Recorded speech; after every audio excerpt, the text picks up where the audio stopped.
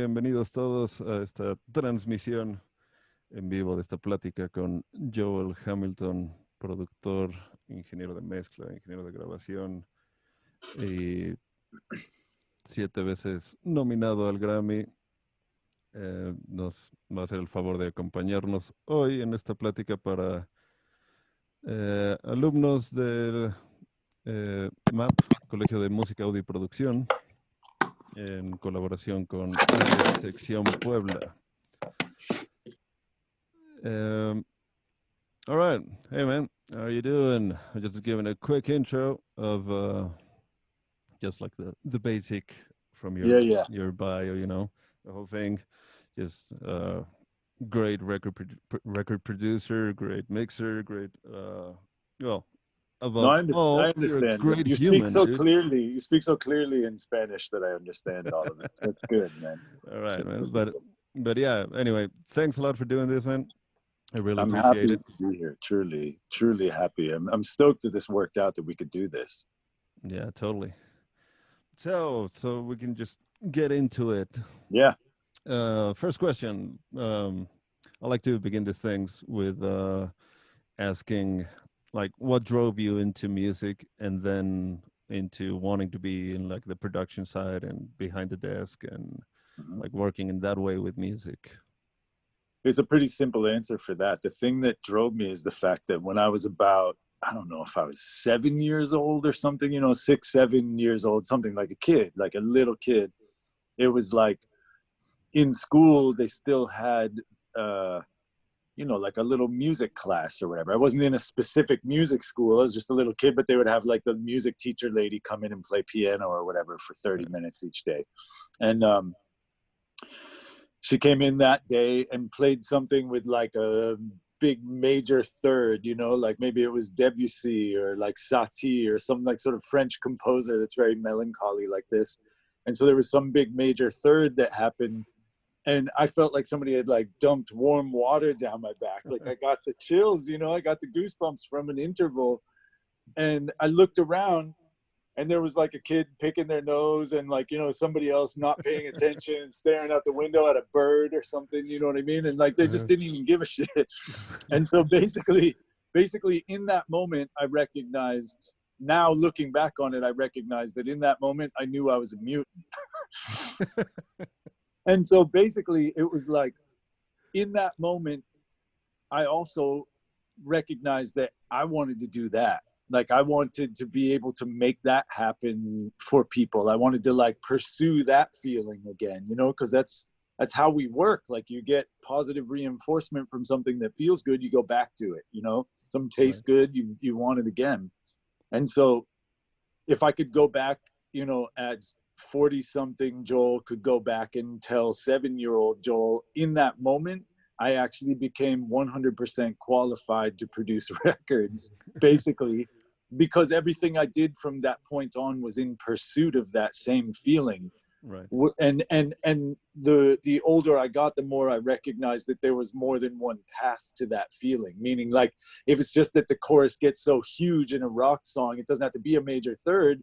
It's just that, like, I got the chills, you know, like you feel it live when somebody hits like the big downbeat of their hit song or something. And everybody gets the goosebumps from the like big, you know, the air that it's moving in the room or whatever. There's a physical response to it. And basically that drove me, literally that moment drove me to start playing instruments, to be a part of music in general.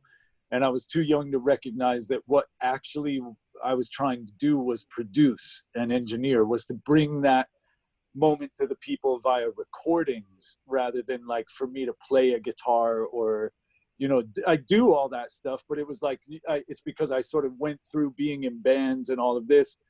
And then I got the chills when I saw like Bad Brains at CBGB's and there's like kids jumping on each other's heads and stuff. And I'm like, I found my people, you know? And so basically it was like, I thought that was what I wanted to do. So all of a sudden I'm in the like hardcore and punk scene type of thing. It's like, I think that was the motive all along, was chasing that sort of initial contact that I had with music that really gave me a tangible physical response to it. And then I started chasing that for the rest of my life. I still am. Oh, that's very cool. Like actually, for I guess for the students to hear, because I find that like for me, and for I started learning guitar before I got into producing and mixing and whatever. So for me, when I remember like perfectly how before I knew any music, like music theory and stuff, the way I listened to music, it was only like an emotional response to it. Yeah. You know, like I could think of like I don't know, like first time I heard a Carlos Santana song, and I could hear just like the song and the notes, and it was just like a physical reaction to that. And then I learned music theory, and I heard Carlos Santana, and all I heard was like the Dorian mode, you Yeah. know. And so Yeah. it's Yeah. and it's for me. I mean, obviously I wanted to learn how to play the guitar, but for me it always was like a not a struggle, but a kind of hard to go back to just listening to the pure emotion without like getting the technical stuff out of the way, Mm-hmm. and just focus on that. So my question, and for the students who are like, because it's really easy for students to get like hung up on like, oh, I want to use a 1073 or an Of 1176 course. or a Of Pultec course. or whatever. But they get hung up on the technical stuff that sometimes they forget about the what matters, which is the music and the emotion of Mm-hmm. like the music, no, where what you're trying to transmit to like the rest of the people who are going to listen to it. So what would be your I guess your advice on how to maintain that um, focus on the emotion of like the music instead of the technical stuff? I'm glad you asked, because because my entire career is based on exactly that, on staying focused on what's actually valuable in a particular production, meaning like what's valuable about your friend's band if that's the first one that you're going to record, or what is valuable about Highly Suspect, or what is valuable about it. It's not just because they have a good song, or just because the singer's like a cute boy with tattoos, or it's not just because of a few of these things. But number one, I'd love to talk about, I'll answer this, but we got to go around the block to Right. get there, okay?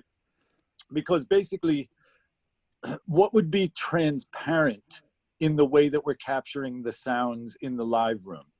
It's like every time that I ever speak anywhere, I talk about the sound of a snare drum, right? And always, if I'm talking in front of like 50 people or 500 people, there's always some percentage when I ask the question, what does a snare drum sound like?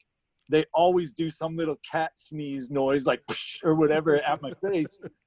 And it's like, it pulls it out of context, right? Like basically the snare drum makes a noise and we get a basic idea, the same way that if we were going to go paint a sunset, like we could pack up the paints at noon without seeing it, and we know we're going to need some like yellows and oranges and reds and maybe some dark blues or whatever. We have an idea of what it means when we're going to go in the room, what we're going to hear. But the idea that we can actually engineer for transparency, to me, is total bullshit. The idea that what we're actually doing here, if we accept that language is metaphor, right? Right. Because when I say snare drum, it doesn't fall out of my mouth. A snare drum doesn't appear. And even on a limited bandwidth microphone in my phone, and you listening on whatever you're listening to, when I make the noise snare, you understand in your head, like from all your experiences in life, you can picture some kind of average idea of snare drum. And so if language is metaphor, then guess what? It's representational. And that means that recorded music is representational. It means that what we're going to do is create the best metaphor for a snare drum for any given song. And the transparency actually comes from a production decision. Let's say that I told everybody right now, like, oh, hang on a second, my grandmother's coming in right here for a second. And then what walks in is Hulk Hogan wearing like a wig, right? It's going to be like a joke, and it's going to snap us out of the story because you're like, what the hell? There's no way that Hulk Hogan is Joel's grandma. But if like a casting director in a movie if I make a decision to just find some old Sicilian lady down the street from me in Brooklyn and have her walk in, it doesn't matter if it's my grandma. She looks like a grandma. Right. If she walks in, guess what? That's a transparent decision. I've now cast a person into that role, so it supports the narrative that I'm trying to say, which is that my grandma came to visit. Now, if you take the idea of snare drum, I could play you 100 songs with 100 completely different snare drums, and every single one of them is perfect. Whether it's like AC/DC's Back in Black, or a Missy Elliott song, or J Balvin, or fucking whoever you want to reference, like some successful song where the snare is actually cast into the moment in a way that is transparent. It's not because it was recorded in a way that's ever going to trick me that somebody snuck into my living room and started playing a snare drum. I know that there was a microphone on it. I know that there's speakers involved. There are transducers happening here.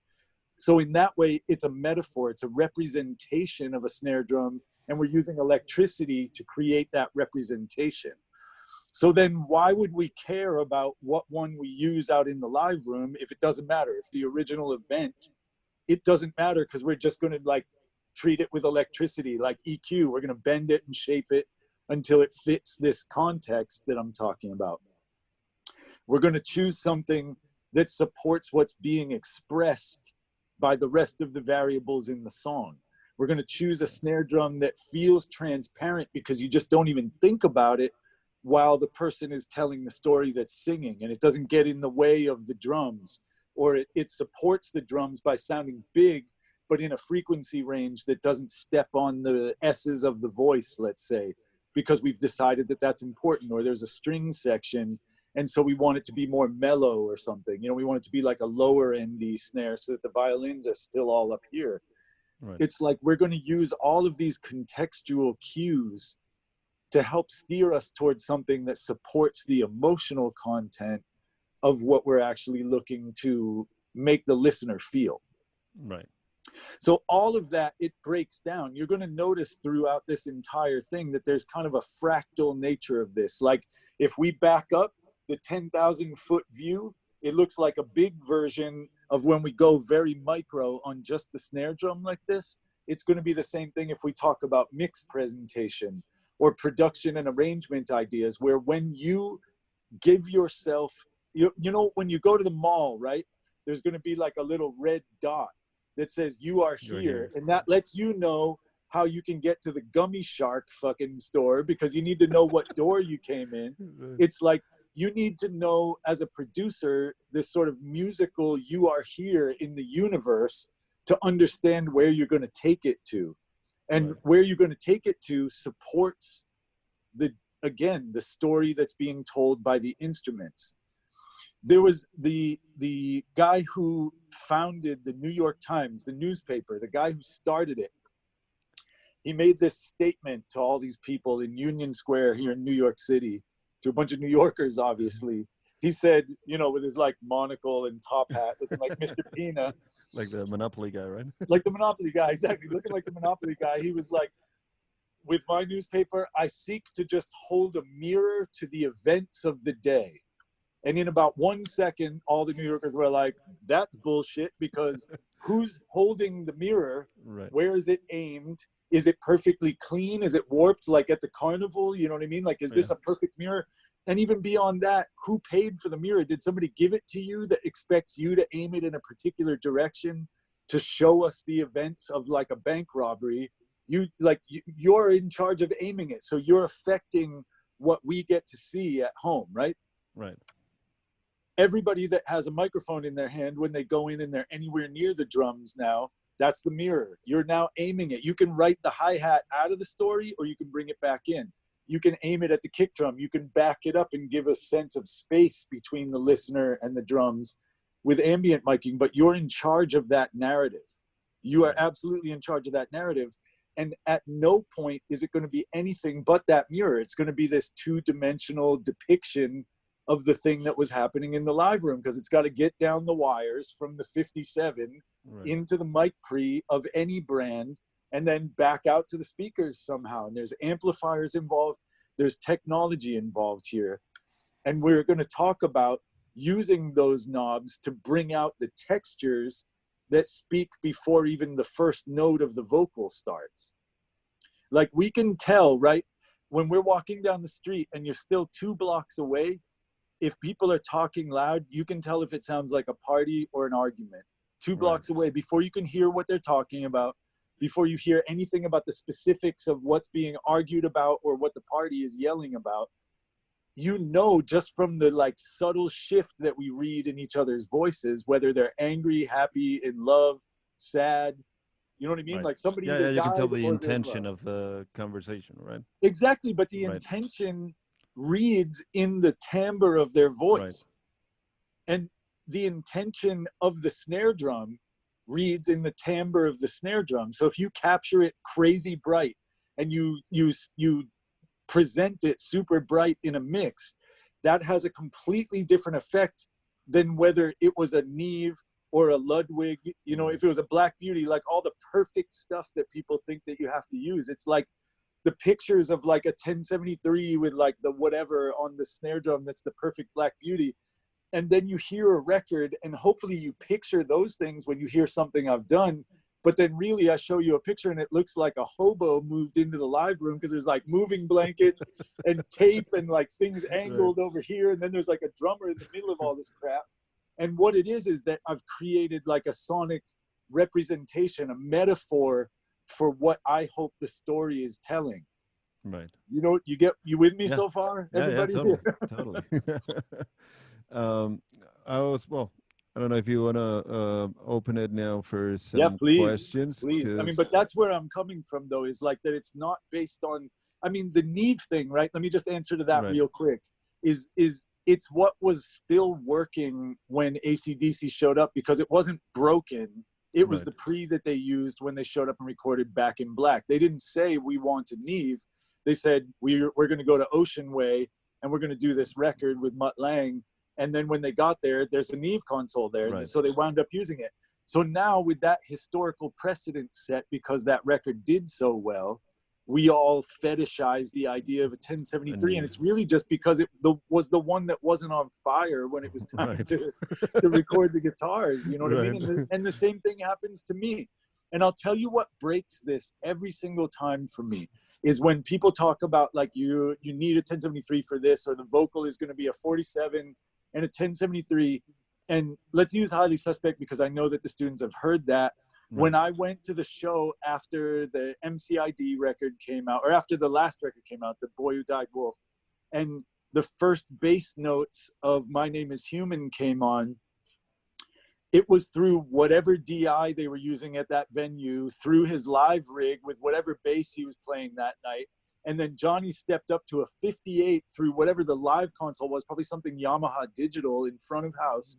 And as soon as he goes, okay, everybody got the chills and freaked the fuck out and starts jumping up and down. And guess what?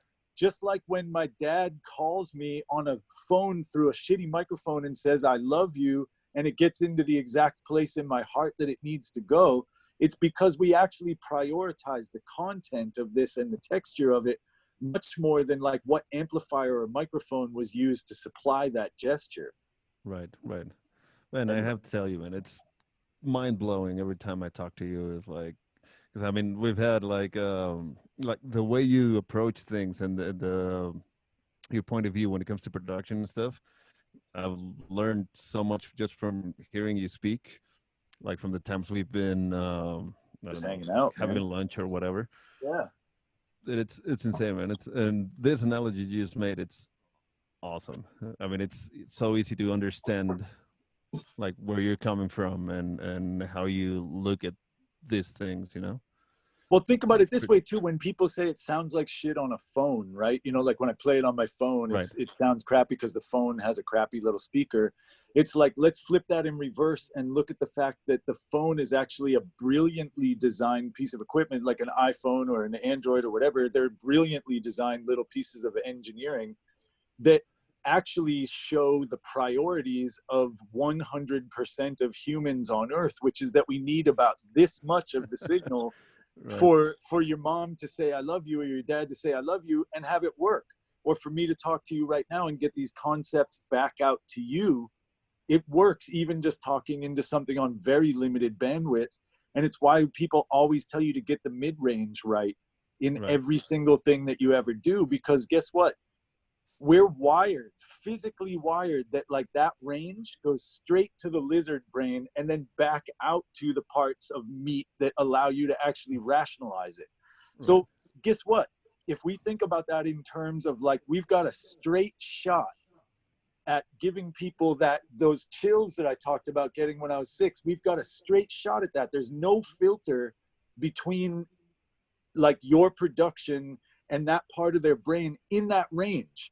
So if it's working really well in that range, they can't even stop it when it comes through, and then they decide they don't like it because they don't like you. But it's not because they can stop it on the way in, you know what I mean? Or they don't like the other things about it, or like that it's like a rock band or whatever it is, or like the genre doesn't fit into the rest of their identity. But you've got a straight shot at getting that message like right into the lizard brain first. And for me, that's like what I want to take an informed path and manipulate those things in the listener. Like to learn why every little grain of sand makes the beach instead of just looking at a beach. You know what I mean? I want to figure out how we build that event. Right. So anyway, now we should open it up to questions. As people are messaging like, yeah, okay, dude, I have a question.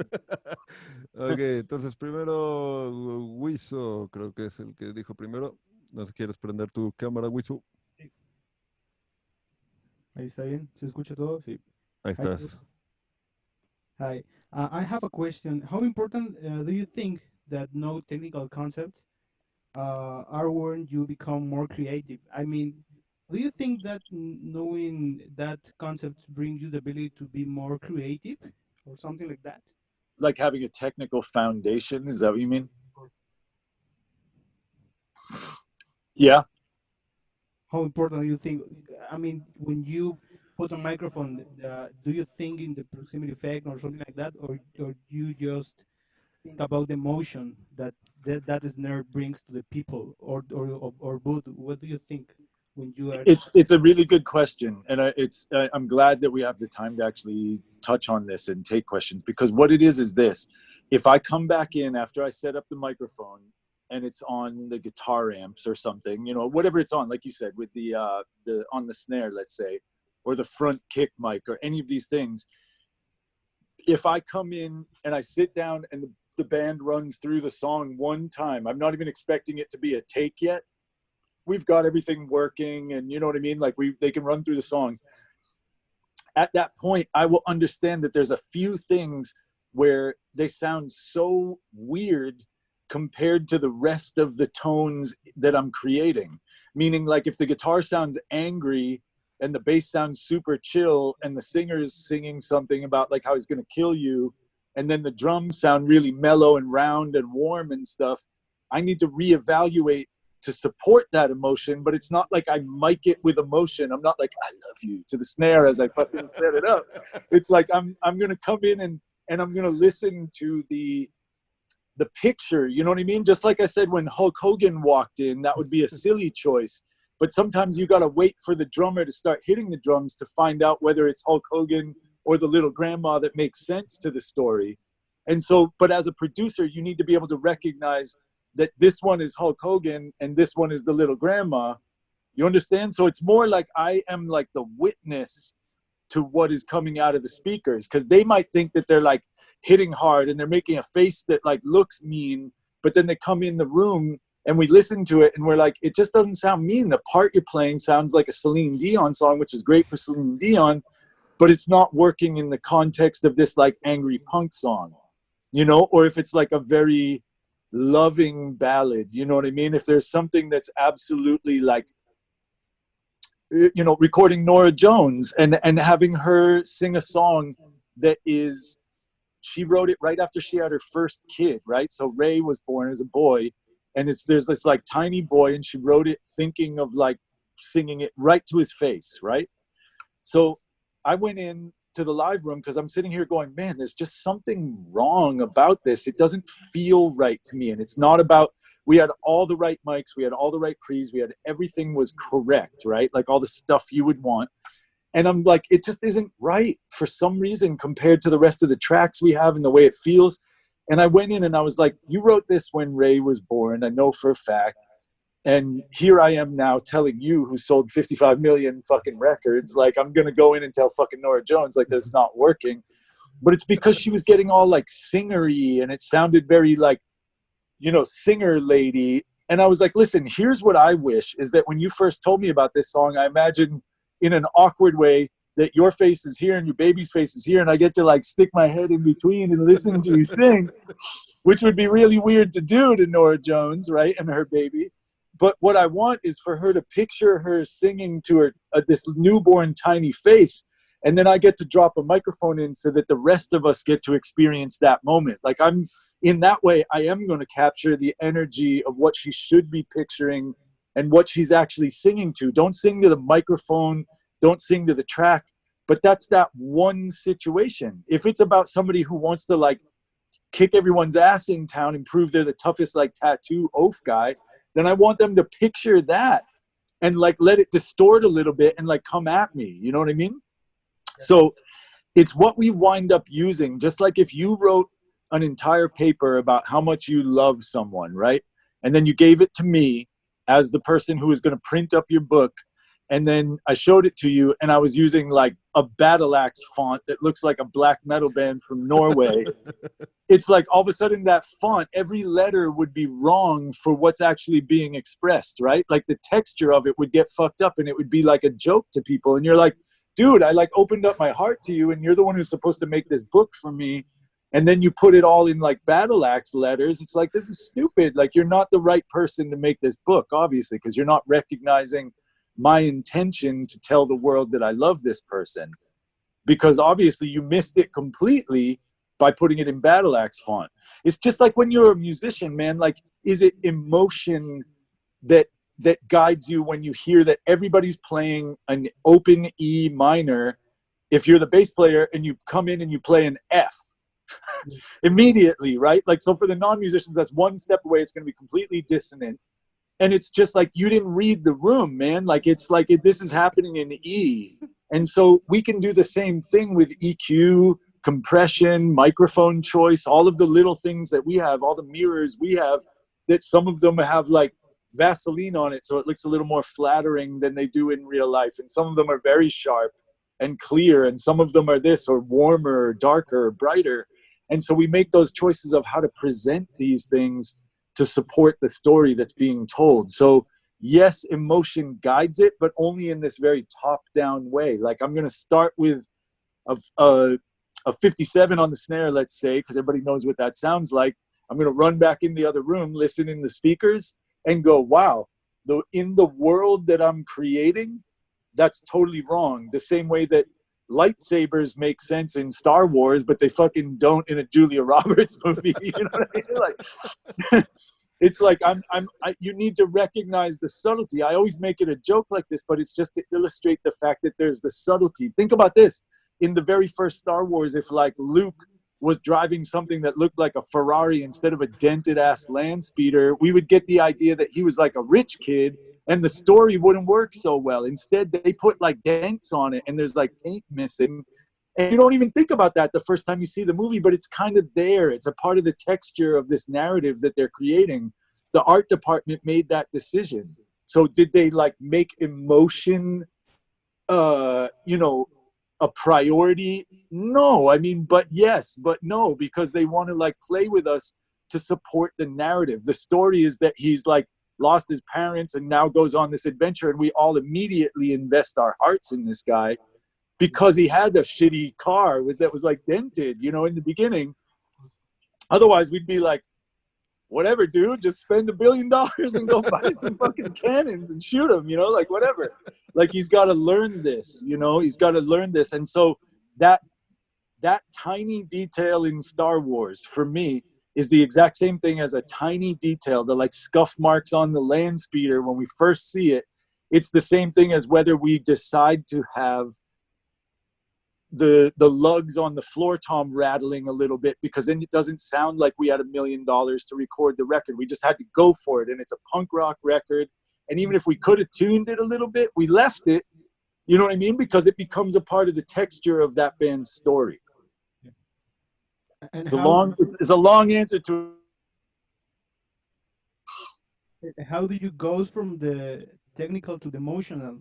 I mean, how did you know that you goes to add 10 kilohertz to make it more louder, or I don't Right. know. Okay. That's a good question. So nuts and bolts, right? Like, what do you actually fucking do? You know, like, what are we doing here, buddy? Like, what does it mean to give Luke Skywalker a lightsaber? You know, how did they decide the lightsaber? Like, for me, again, that's why I said there's almost a fractal nature. Does everybody know what that means? Like, a fractal is a thing that, like, no matter how much you zoom in, the big thing looks like the tiny things it's made of.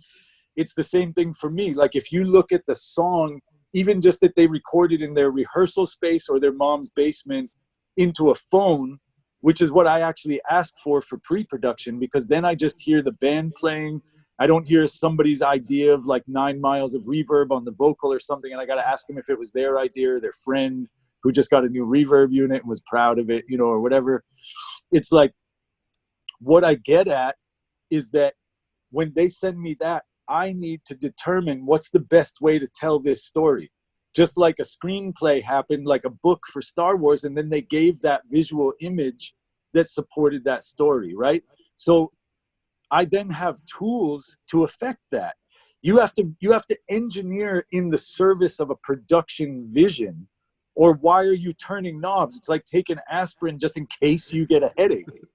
You know what I'm saying? It's like if you have a fucking headache, then you get the idea of what your remedy would be, and then you go take aspirin or Advil or whatever, you know what I mean? Tylenol. But you don't just like take it and think that it's going to prevent headaches for the rest of your life. The same way I don't just EQ for random reasons. Like, so when I listen to it, I got to have an idea that like this band is going to be huge in the rock world, and I want to be able to define ourselves. Like, think about it. When I was looking at the Billboard charts right before MCID came out, I looked at Metallica, Green Day, Red Hot Chili Peppers, Foo Fighters, and then somebody else was up there too on the rock charts. Like, that was like 1 through 5, right? And the A&R guy's like, we really want this one to go to #1 again. I'm like, fuck. Yeah, me too. Me too. But there's some other guys out there that got some shit to say. You know what I mean? Yeah.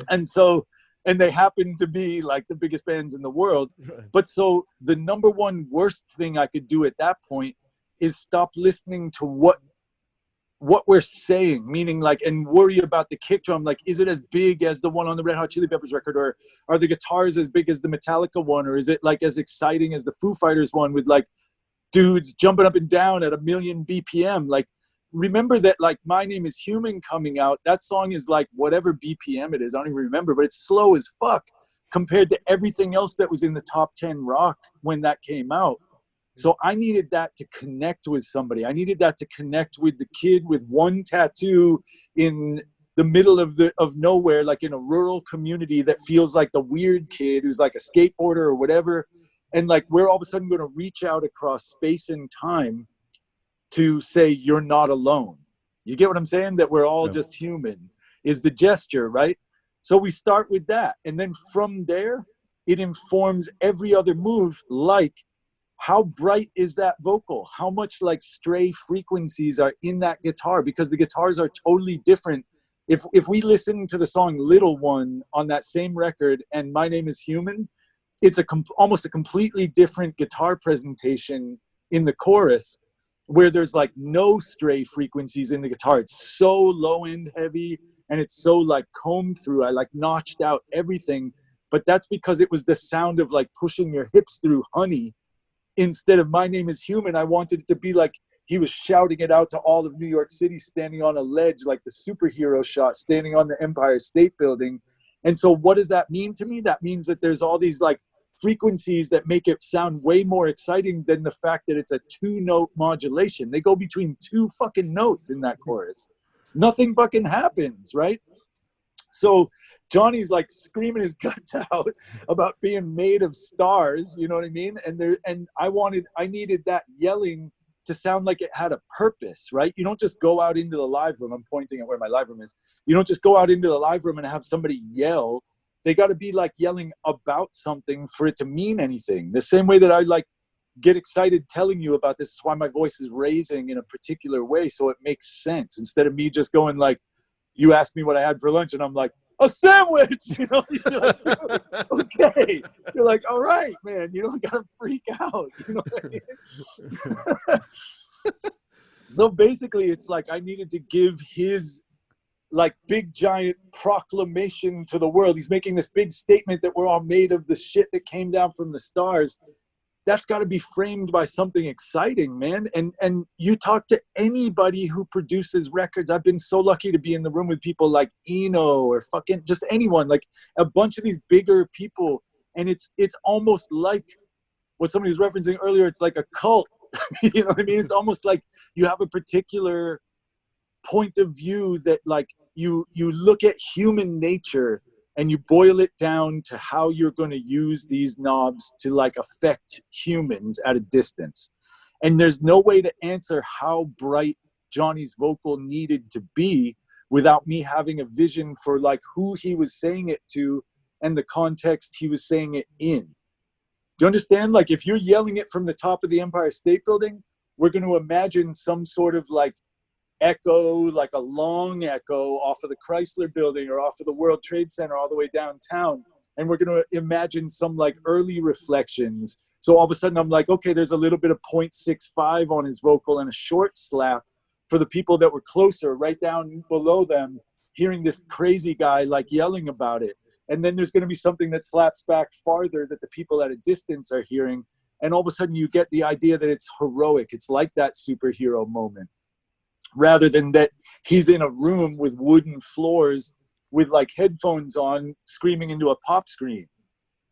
You understand what I mean? Like a sign of physicality to the sound you're trying to make, and then pursue that with EQ, compression, reverb, delays, all the things we have. Because if the physicality is that it's like destroying the town, that has a different amount of low end in it and a particular mid-range character than if what it's trying to do is reach out and give you a hug. Definitely. And if you can't see that, then what you should do, here's a nuts and bolts exercise. Sit down and listen to a Michael Jackson song like you're responsible for it. Because it worked. They sold a lot of those. And listen to it on whatever monitors or headphones you would normally use to mix your friend's band or whatever band you're working with. And think about, would I leave the vocals sounding like that? Like, why is this so effective? And then listen to Foo Fighters, and then listen to like something like Meshuggah, crazy metal, and then listen to something that's more like, again, Joni Mitchell, or like some old like pretty folky thing or whatever. And listen like you're responsible. Like, okay, this is my first big record I'm doing and it happens to be a folk record. Would I leave the vocals that loud, or would I have turned up the acoustic guitars or put more low end in it? Because whatever it's making you feel is by design rather than by default. And I want everybody to remember that exact sentence, because every little tiny detail in every record that I've done is by design rather than by default. It doesn't matter what was happening in the live room. It was a starting point for us to design the moment. Just like there was not 1 second of Star Wars that fucking happened in space. And yet the entire story, there's no break in that. We're convinced that this is where it happens because they never make a stupid move that shows like a 57 Chevy doing a jump over a fucking Kmart or a Walmart. And so you're not like, wait, why is that in space? That's not space. That's like Iowa. You know, like that's in Kansas, dude. You know, so basically it's like, if you start thinking in terms, that's why I always go to the visual analogy, because we are a species that's like evolved to give priority to the visual. And there's nobody left that didn't get eaten by a T-Rex to disagree with that. You know what I'm saying? It's like we absolutely prioritize this. So it's why I always put it in the visual analogy, like meaning what space are these drums taking place in? And it's why when people are like, well, I had to do it in the rehearsal space, I'm like, I don't care. I have a reverb box. You know what I mean? Like whatever. Like, so there's not, you know, you have like a 0.4 weird, like little honky thing happening in this carpeted rehearsal space with like foam on the walls. Guess what? I got a Bricasti or a Valhalla reverb or the one that's built in fucking Deverb will do it to, guess what? All of a sudden there's 1 second of decay time on every snare hit. And so I've now basically said to the track, you happen in a space that's larger because what's being expressed is a bigger gesture than this is happening in a rehearsal space. You know what I mean? Yeah, sure. That's great, man. Thank you. All right, I think we're gonna move on to the next question because we have like, I don't know, like 6 more questions waiting here. Okay, cool. So I hope everybody has 9 hours. There we go. Right. Okay. So, hello, how are you? Hi. So this has something to do with the last question. Well, actually, I have 2 questions. Like, okay. How do you deal with big ass artists like Nora Jones? Like, what the fuck? She's great. Like Tyler Bryant. I mean, what's the approach to treat with these guys who are really big and most of the times, I guess, they know what they are doing, and how do you don't get in the middle from what they have in mind, and maybe your ideas go like somewhere else? Like, how do you connect? That's the idea. I mean, it's a really good question. It's a really good question. That's part 1 of the question, or that's the whole question? I have another question. It's okay, go. Kind of different. It has something to do with the last question. Like, okay, cool. For example, if you have a guitar player who has a shitty guitar and really wants to record with his guitar because, you know, he feels the vibe, you know, like every guitar player loves their own guitar, and maybe the instrument itself, it's getting in the way to get the best sounding, the best sound. I totally hear you. Yeah. Like, how do you deal? Like, you know, it has something to do with the both of the questions and the last one. Like, let me answer the second one first, and then we'll go back because the second one's easier. Yeah. It's still going to get into like Yoda territory, as you probably guessed, but it's quicker than the first one. Okay. Basically, like if somebody has a guitar that they love and they feel comfortable with, we all have to make a decision as to whether it's getting in the way, meaning like, is the performance going to outweigh the tone that it's giving me, and therefore I can deal with it, because I can EQ the shit out of it and change things, but I can't ever get the way the pressure on the strings and everything else that they're going to do that gives it that texture. If we decide that that's what's valuable about it. I don't know if you've ever heard, I did a whole tour with Willie Nelson. As a musician, I did a whole tour with Willie Nelson. And he's like the weirdest fucking guitarist in the world. And he's got the most busted ass guitar in the universe.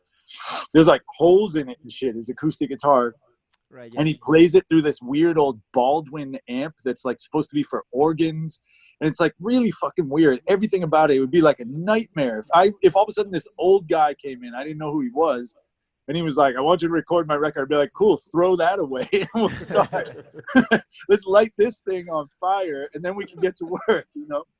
But the thing is that what he brings to the table with that thing, not just because he's Willie Nelson, forget about that. I'm just saying it's because like his playing, because he's been playing that fucking thing for like, what, 400 years now or however old he is.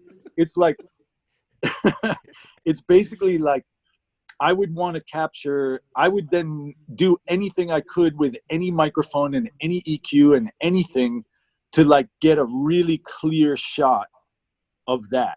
It's kind of like this. Sometimes the art lives in what is vulgar about what's being represented. Like when you see a really, really amazing black and white picture of a guy who like, you know, lived by the train tracks under the highway for 50 years, and it's just amazing. Every line in their face like tells a story. The last thing you would do is like use the fucking Instagram filter that makes you look like Kim Kardashian, you know what I mean, on this particular photo, you know what I'm saying?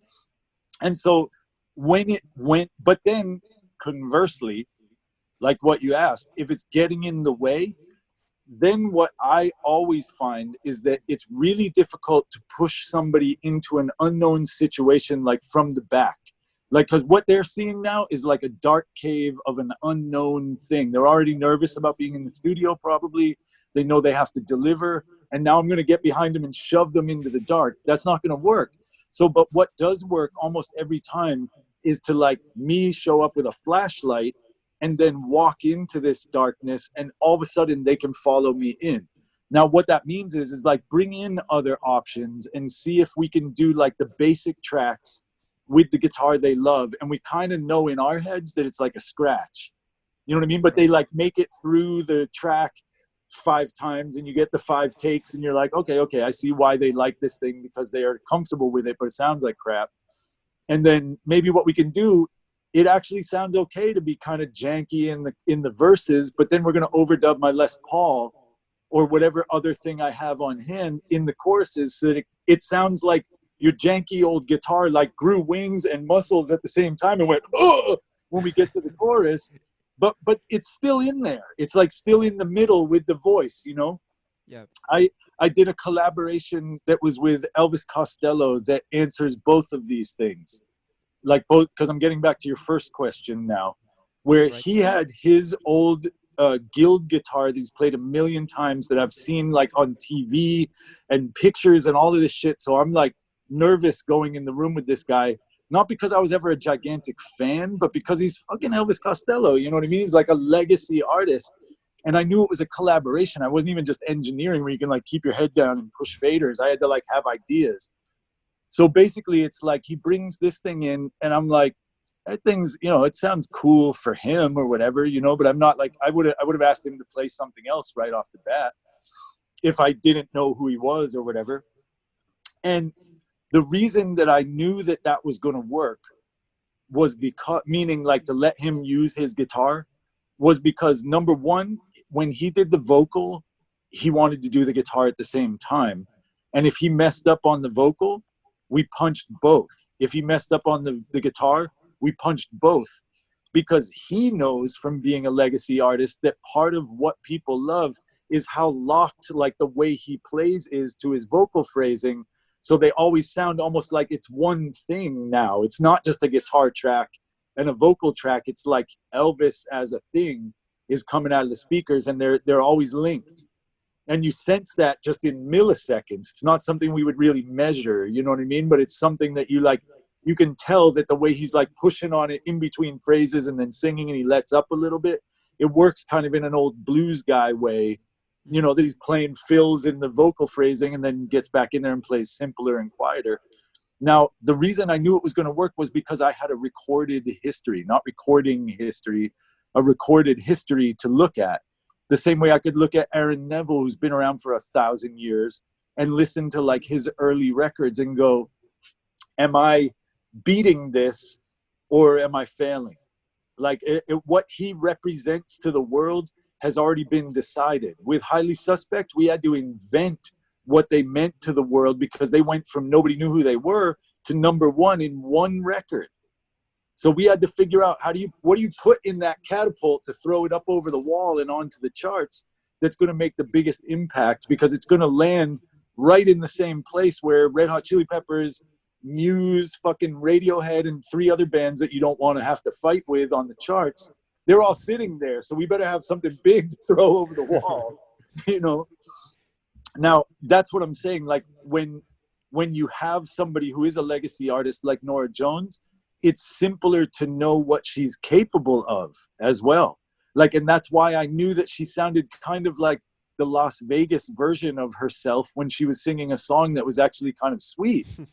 You know what I mean? But it sounded corny. It sounded like a cover by like an aging artist of a song that could have been really sweet. It sounded like she was singing a cover, even though it was her own song. And it was a very subtle difference, but it was because she was adding all this inflection. And I was like, if you just sing it plain, guess what happened? When I told her the analogy of like having the kid's face right here, she knew she couldn't get all loud because you wouldn't fucking scream in like a sleeping baby's face. And it gave her the like lines she was playing in. Now she knew that over here was okay, over here was okay, but over here was fucked up. It was out of bounds. You see what I mean? So it was like I gave her the information she needed to do her best. And I'll tell you what, people respond to that because it wasn't for me. It's never with ego. It's always reading what's coming out of the speakers and then trying to give you the tools you need to actually fit right into Star Wars, you know? Instead of me going like, okay, here's your big acting debut, and I dress you up as like a knight from the Dark Ages, and you get on a horse with a sword, and you're supposed to ride out and fight fucking Darth Vader. Everyone's gonna be laughing at you because you don't fit the story. It's gonna get edited out, and you're not even gonna be in the movie. But if I dress you up like a fucking something else that's actually in the movie, then it winds up making sense. You understand? It's why I keep going back to these analogies. Because if you decide this old janky guitar, but that the person is comfortable with, works in this production only in the verses, then let it go and let them be comfortable. And you, then they come in and listen in the control room with you, or they come in and like hear what you've done. And if you're doing your job, they start to understand, okay, you understand what I'm trying to say. I mean, I do it. It's become a joke for me that when the drummer is setting up in the morning, the very first thing, they're like, do I need to do anything different? And I'm like, no, do it exactly the way you always do it. And then I'll come in and tell you why you're wrong. And it's like I make a joke out of being passive aggressive about it. Like, I'm going to come in and tell you why we got to move the cymbal 5 inches out of the way of the rack tom mic once you do this. But let's start with like how you would be the most comfortable, because they feel like you're on their team, rather, because the record doesn't happen without them, man. It's like these fucking microphones mean nothing without that performance. The best microphone I ever used was the one that was in front of the person that felt so comfortable they could do an amazing thing in front of it. That was the best mic I ever used, and it's always the best mic I use. All right, yeah. Thank you. I hope that answers it, man. It was amazing. It was really crazy, to be honest. Thank you. Okay. Okay, let's go to the next one. Okay. Hello. Hi. Hi. When the artist you are working with wants a very wet mix with a lot of delays, a lot of reverbs, what treatment did you give to the mix to open up space without sounding all muddy? Because a lot of layers and things. Yeah. How you do that? Well, if I'm the producer, then number one, I'm allowed to be like, no. and then we can fight about it, you know what I mean? But I'm at least allowed to like have a vote, you know what I'm saying? But when people send me something, I'm working just as a mix engineer, because it's a little bit more kind of the way you asked it. Like if people say we want it to be kind of dreamy, or we want it to be this or that, it's like, again, as a mix engineer, maybe at this point in my life, I still might be like, that's dumb, or, or whatever. Like in my head, I wouldn't say it that way, but I'd be like, this is just like, it's so good without all that crap. It's like, it gets back, number one, I will answer this nuts and bolts, but it gets back for me to looking at everything that is happening in the mix as a mix engineer, right? And I push everything up. And then what I'm going to do is I'm going to make a mix that I think represents the elements they've given me. You send me your band's thing, right? And you're like, can you mix it and just make it sound good? Because we're sort of like, whatever, we want your perspective on it. It's like, I'm going to do this mix, even if you told me 10 times in 10 emails, and everybody in the band has told me they love delay and they love reverb. It's like, and then I listen to the song and it works really well, like Queens of the Stone Age or something. And there's like, it's the driest shit ever. And I go, fuck, this is rocking like this. I'm going to send that as a mix one. I'm definitely going to send it. I'm going to at least save it, like do what I thought was right in my gut. And then I'm going to put it over to the side. Now, as a producer, though, if I know that I'm going to give the illusion of space and all of this stuff happening, like I think what you're asking is like, how do I decide like what delays and the times and things like that, so it doesn't sound all psychedelic? It's not like a dub mix, and it's not this, but it just adds depth or like dimension to a recording, right? That's kind of what you mean? Yes. Okay. Because sometimes they want a lot of delays with different times, but when there are a lot of layers, maybe they start to... Right, exactly. Okay, so I mean, number one, it's like we can't ever let insecurity rule what the mix becomes, whether it's mine or the band's. You know what I mean? Whether it's like when I was a younger engineer and there would be some girl singer-songwriter that came through And out of insecurity, I would use it as an opportunity to show how gigantic I could make the drums, even in a song that really didn't need it. You know what I'm saying? Like, it's like, and it was insecurity. It was straight up insecurity. I was like pushing mics up that really probably didn't need to, and it wasn't a great idea. And then I would look for a justification, like, well, the juxtaposition of it in Portishead, or this PJ Harvey song where the drums are really loud, you know, or whatever. I would try to justify my bullshit move just because I was trying to show my rock friends that I still was making big records. It's like, if I'm putting space in a mix, it still has to do with what I imagine the physicality to be. Because guess what? If I imagine it and I start to make it sound like it's happening in a big room, the listener just goes with that. But if I have something that sounds like it's happening in a small room, but with a ton of delay on the vocal just sounds wet and cluttered. You get what I mean? If everything's happening in a gigantic room, it's like, it's either a dubby type of delay on purpose where it's supposed to be psychedelic. It's not being used for space anymore. Now, what I will do is I'll have when I set up a mix, I always have one long verb on an aux. This is me turning the aux. I have one short verb, and then I have one delay. I start with that every single time, like the same ones. It's always either a plate or a BX10 is the long verb. It's always the bricasti is the short verb, but these could be anything. And it's an effectron, which is like $100 delay. You know, it's a digital delay, but it's an old school digital delay. And I filter the hell out of it so it sounds a bit more like a tape echo. Like I'll low pass it at, 650, something like this. It's really just to kind of bring the chest out. Just like if I was talking to you in a smallish room, it's not like the S's are all slappy in a normal room, but there is something about the low mids that always sort of like projects from people in a smaller room. And so I'll set that like that voice is happening close to me, but in a big space. Imagine what that would mean. It means there's going to be an early reflection. And then if you come and talk to me on stage at Madison Square Garden, I still hear you very clearly right here. And then there's like 7 seconds just sort of like hovering behind you and all around us. But I still hear the direct sound quite a bit.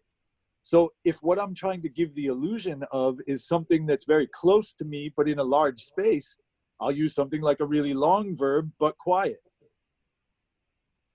And I'll accommodate for the fact that they're singing this close into a microphone instead of a comfortable distance like I would be talking to you.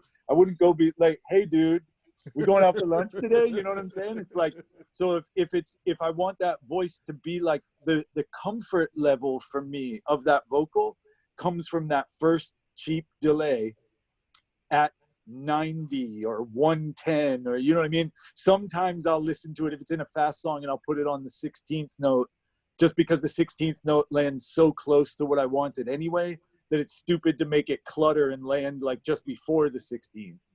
You know what I mean? But if it's not landing anywhere near the 16th, like a slow song, but I still have like a 95 millisecond or 110, somewhere in there, like slappy, just slappy. That is the comfort level. That's like, are you talking to me right here? Are you talking to me right here? And then what happens after that, just single slap, is where are we? You know what I'm saying? Like, how close are you? How close are you singing to me? And where the hell are we when this is happening? And I can answer those two questions with a long verb and a short delay right off the bat. So then from there, if like I said with Johnny, with his like heels on the back, with the Empire State Building, he's leaning out over New York and going, whoa, all of a sudden there's a slap off of another big building that's 15 blocks away. There's going to be all of this, like, we give the idea that this is lighting up all the blocks around him because it's like superhero, again, standing on the corner of like a giant building in New York. But they're going to be really quiet compared to that, like, viewer's perspective in the movie, because they're showing his face and he's yelling it out to the whole town. There's like a quick slap that lets us know that it sounds like the camera is this far away. And then there's going to be that sort of verb behind it of the whole city. And then a couple like ricocheting, like different time delays in the left and the right that make it wrap around the listener in headphones. You know what I mean? Where it sounds like it's just bouncing off of everything in the world and coming back at you. To me, it's like it's always going to come back to being in the service of what's being said and where it's being said and how it's being said. You get what I mean? Because like a delay pedal on a guitar, that's just fucking delay. That's not like manipulation of space at that point. Like that's just sort of like, there's a little bit that makes the solo not feel so dry or whatever. There's a little bit of motion in the background. And even that is like, it's just to give some rhythmic intrigue. You get what I'm saying there? Like some rhythmic excitement. And it doesn't matter if it's a quarter note or an eighth note or whatever. The way it just sort of bounces off of everything else when somebody's shredding is exciting. So it makes that moment feel bigger than it is, because there's more happening than just the notes. And so think about it like that when you're applying it to a vocal or even a snare drum. Like I'll have like a short delay on the snare, not in a when the levee breaks way, but just something that just gives it like a little bit of early reflection that seems to work inside of the room mics and makes that close mic sort of gel with it instead of sounding like two completely separate elements in a mix. Because we're in charge of how that's presented. Like you don't listen to a snare drum with your ear right here at the show. And you don't have like 8 ears to put one on the rack tom, one on the floor tom, one in the kick. But then ultimately, think about the way you're presenting the drums, right? Like that they're happening in a space, even though it's all close mics. Even if you weren't allowed to use room mics, you would still present it like it was happening in a space with verb or whatever you're going to use. Now take that even farther back in the shot and present the guitars like they happen in a consistent space with those drums. The bass happens that way. The vocal happens that way. You know what I mean? Like, and then the vocal, for me, when it gets louder, I want to hear it bounce off the back wall at Madison Square Garden. So like when you get louder, it shouldn't just be compressed so that it doesn't move at all. It should be compressed. But what you get is like an effects chain that then lights up a bit more and it sounds like it's engaging the room more, just like it would if I like was talking to you quietly on the edge of the Grand Canyon and then I turned and yelled into it. We're going to get that long echo, but it doesn't happen when we're just talking. Like, so you hear the singer, like the physicality of them going, look at me, this is important, because that's basically what they're saying, you know? It's like, this is the big moment, look, look, look. It's like, that should sound like it's engaging the air around it in a way that makes sense to what the listener is hearing. You see what I mean? Yeah, thank you. All right, man. Alrighty, let's go to the next one. This is our, let's see, Tony. Sup? Hey. Hi. Hey, man. Hey, I have like a different kind of question, maybe not so, well, not so technical. It's more like a producer out of the studio question.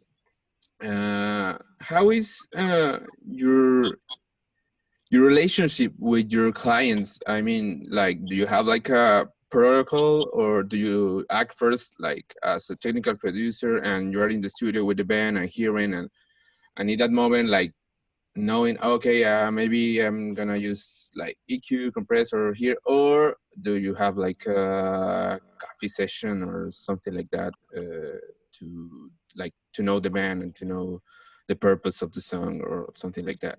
Definitely. The pre-production for me has a lot to do with if they have a label, the pre-production first will include like their management, all their infrastructure, like so the A&R person and the management and the band. Because if you're producing for something on a label, what you're doing is you're balancing basically like the idea. If the band thinks they know what they sound like and the label hears something different, you become this sort of translator between those two things, where the label's going, we think that this is going to be the single.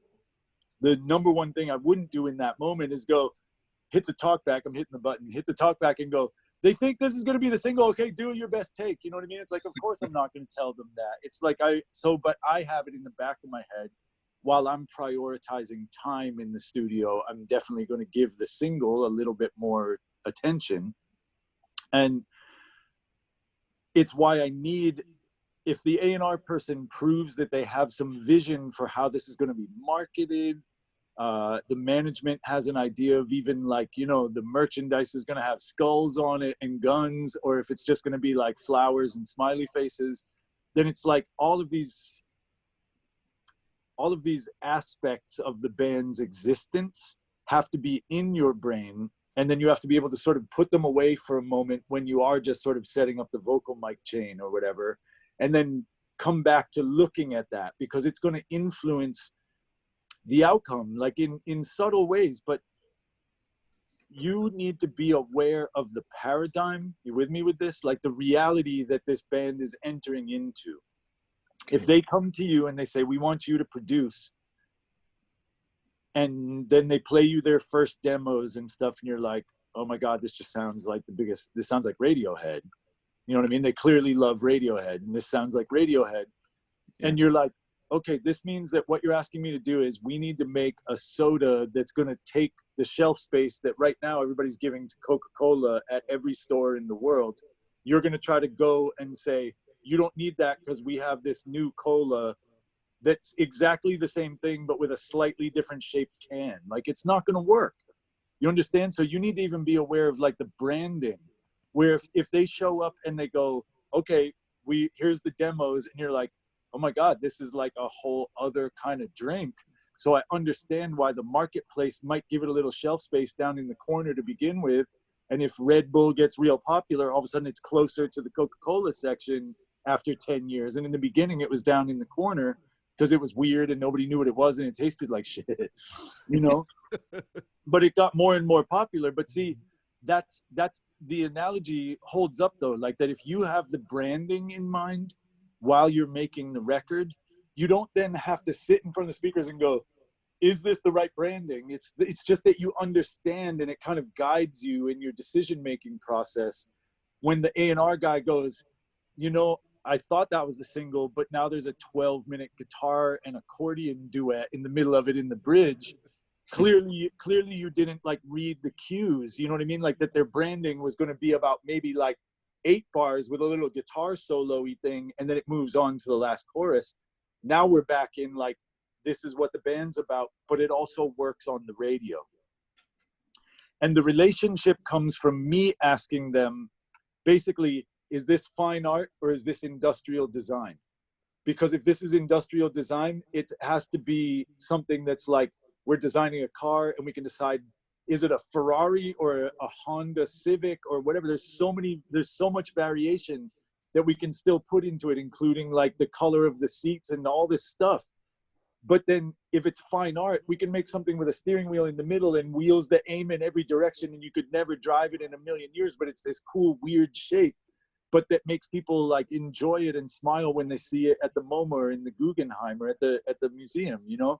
It's like that. It doesn't then have to operate on city streets with turn signals and headlights and shit, you know? So it's making that distinction, and it takes a bunch of meetings sometimes to say, what is the goal for what you're bringing to me? If you're like, if this is your fan base and you're looking to keep the identity intact, but we want to expand the radius of maybe the reach of this band, what does that mean to you as a producer? You have to be able to suggest things like keeping the core of what the band's about intact. Like it's a 3-piece. We don't need to bring in a string section. We don't need to do this, that, or the other thing, or do too many production moves. But we're going to need to look at priorities that work on the radio. Like if you have a 6-minute song, but that the A&R guy loves the choruses so much, we need to figure out how to edit it, do a radio edit. Even if it's 6 minutes long on your album, the radio version and on the first single is 3 minutes and 40 seconds long. Okay. And the band's either okay with that or not. And you need to decide whether you're the right person to do the job. If you're looking to make sure that Atlantic Records is happy with it, you need to know that you're going into the room like, we got to talk. You know? Cool. Okay, thank you very much. Does that answer it? I mean, as far as building a relationship with the band, I think really it's that. It's feeling out like and being honest with yourself about whether you're the right person for the job, and then they'll immediately feel it in you if you actually express enthusiasm and you understand what they're going for, because then you can just shoot from the hip. It's like I stopped being nervous in these meetings with like the head of A&R at the major label and some band that I want to work with or whatever, and I'm hoping I get it and all of this. All I can do, it's amazing. There's times where I've just said, you know what, fuck it. I'm either going to get this or not. And so I'm just going to say, like, you know, I loved the things you sent me, but that third song I think could have been totally fucking amazing if you didn't have that weird piano thing in there, because I felt like it just made no sense. It was like in, you know, the song's going along and the guy and the girl find each other in Times Square, and then all of a sudden it breaks to a shark punching a robot in the middle of Times Square, and then we're back to them hugging.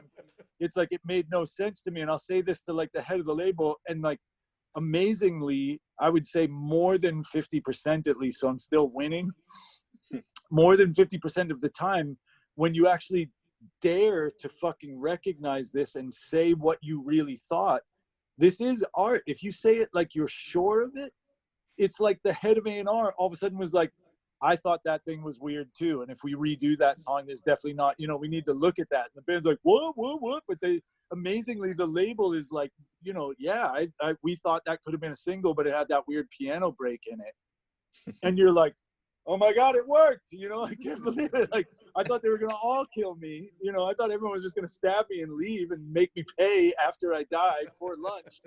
And instead, it's like somehow it worked, you know, because you actually just said what you really thought.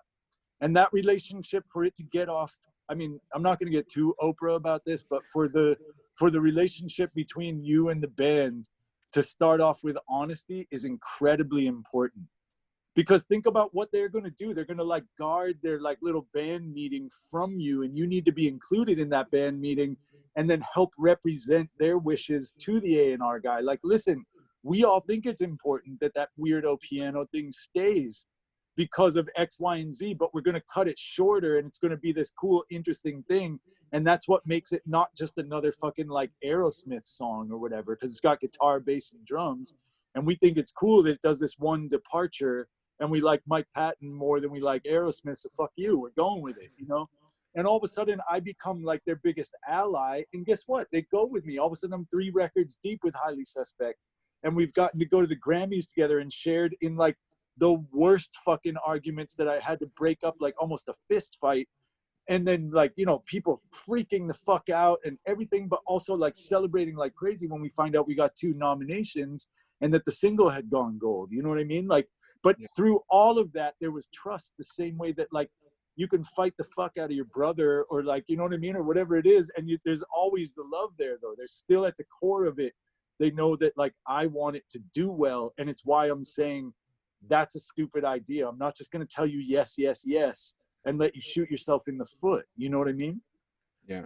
Because my heart's in the right place. And I think that relationship builds itself if everybody in the room feels like you're telling them the truth. Okay. Right. Got it. Thank you very much. Totally. All right, man. Okay, I think we still have to get through 3 questions. I mean, are we going too long? Is everybody falling asleep No. here? I can shorten it up. I can be like, yes, I use an EQ. Next. No, hell no. Good. Hola, hola, ¿me escuchan? We are here. Good. One ¿Me escucho? from the back of the Sí, room. sí, te escuchas. Yeah. Ah. I'm just still talking because I'm a knucklehead. Hi, Joel.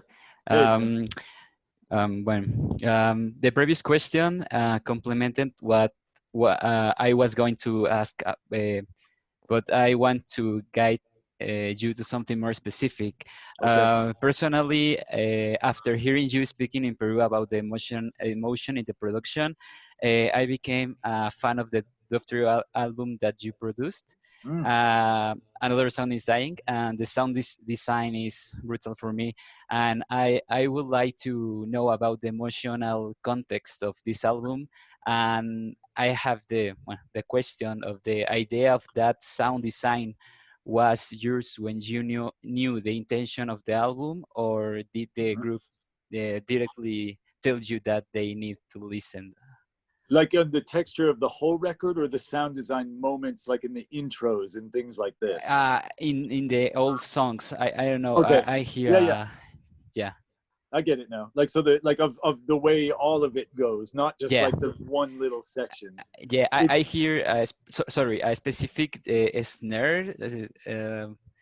and it's a glitch sound. I don't know how to describe. And this is another question. Maybe it's complement. Sorry. Did you use virtual instruments to achieve these textures, or was it all these the same instruments?